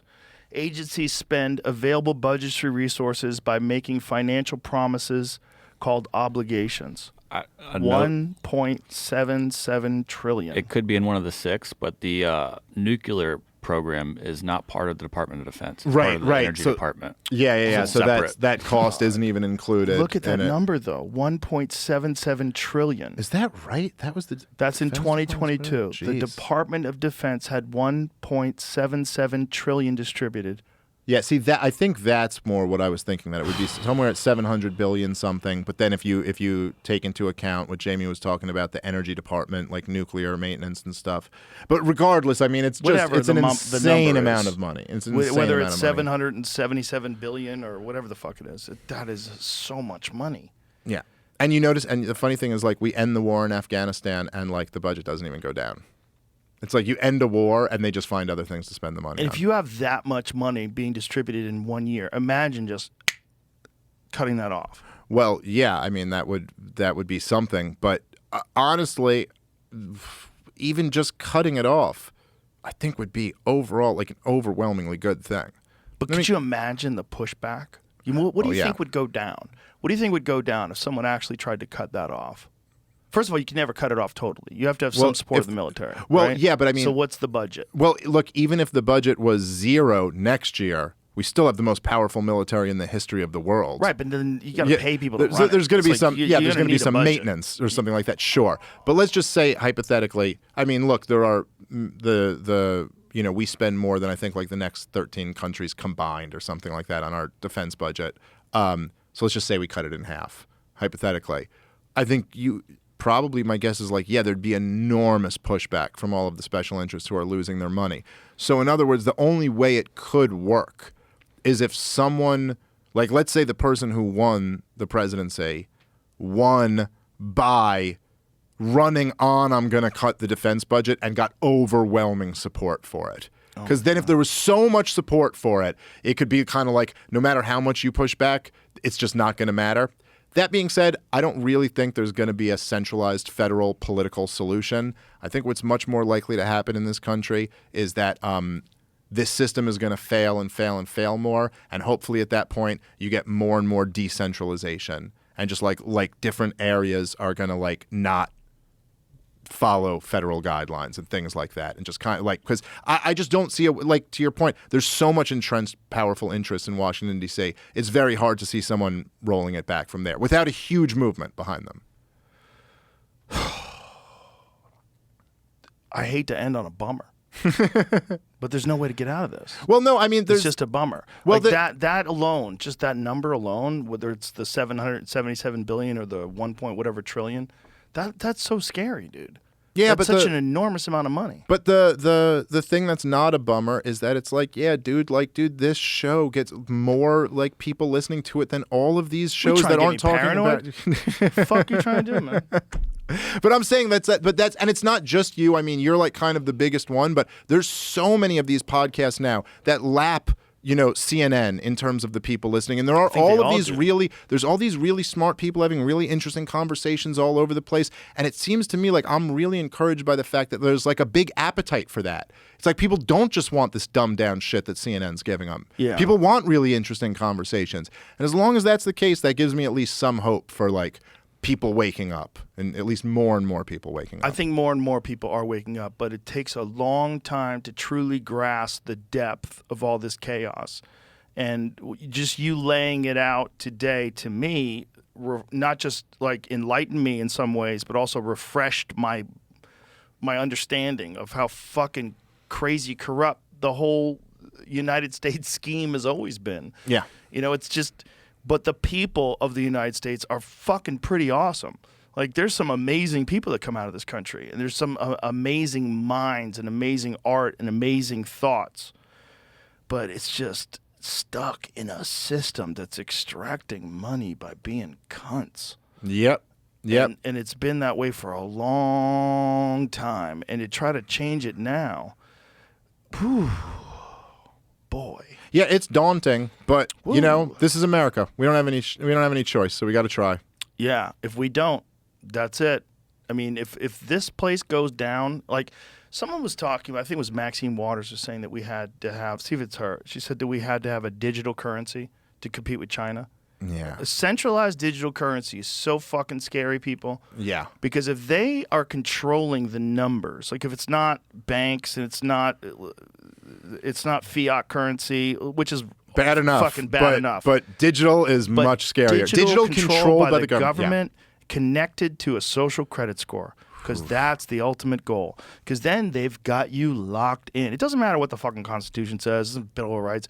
You are not in compliance. If they can shut you off like that, that's a scary thing. And look, even without the digital currency, you saw what Canada did with those truckers, those protests. Look at this. U.S. lawmakers look to digital dollar to compete with China. Yeah, to compete with dictators, you got to become one. Yeah, there you go. This is a fucking Maxine Waters. She said it. Yeah, and meanwhile, like who's fucking telling her? Who's in her ear saying this is a great idea? Miss Waters framed the competition over new forms of central bank money as a new digital asset space race. The Biden administration and the Fed don't share a sense of urgency.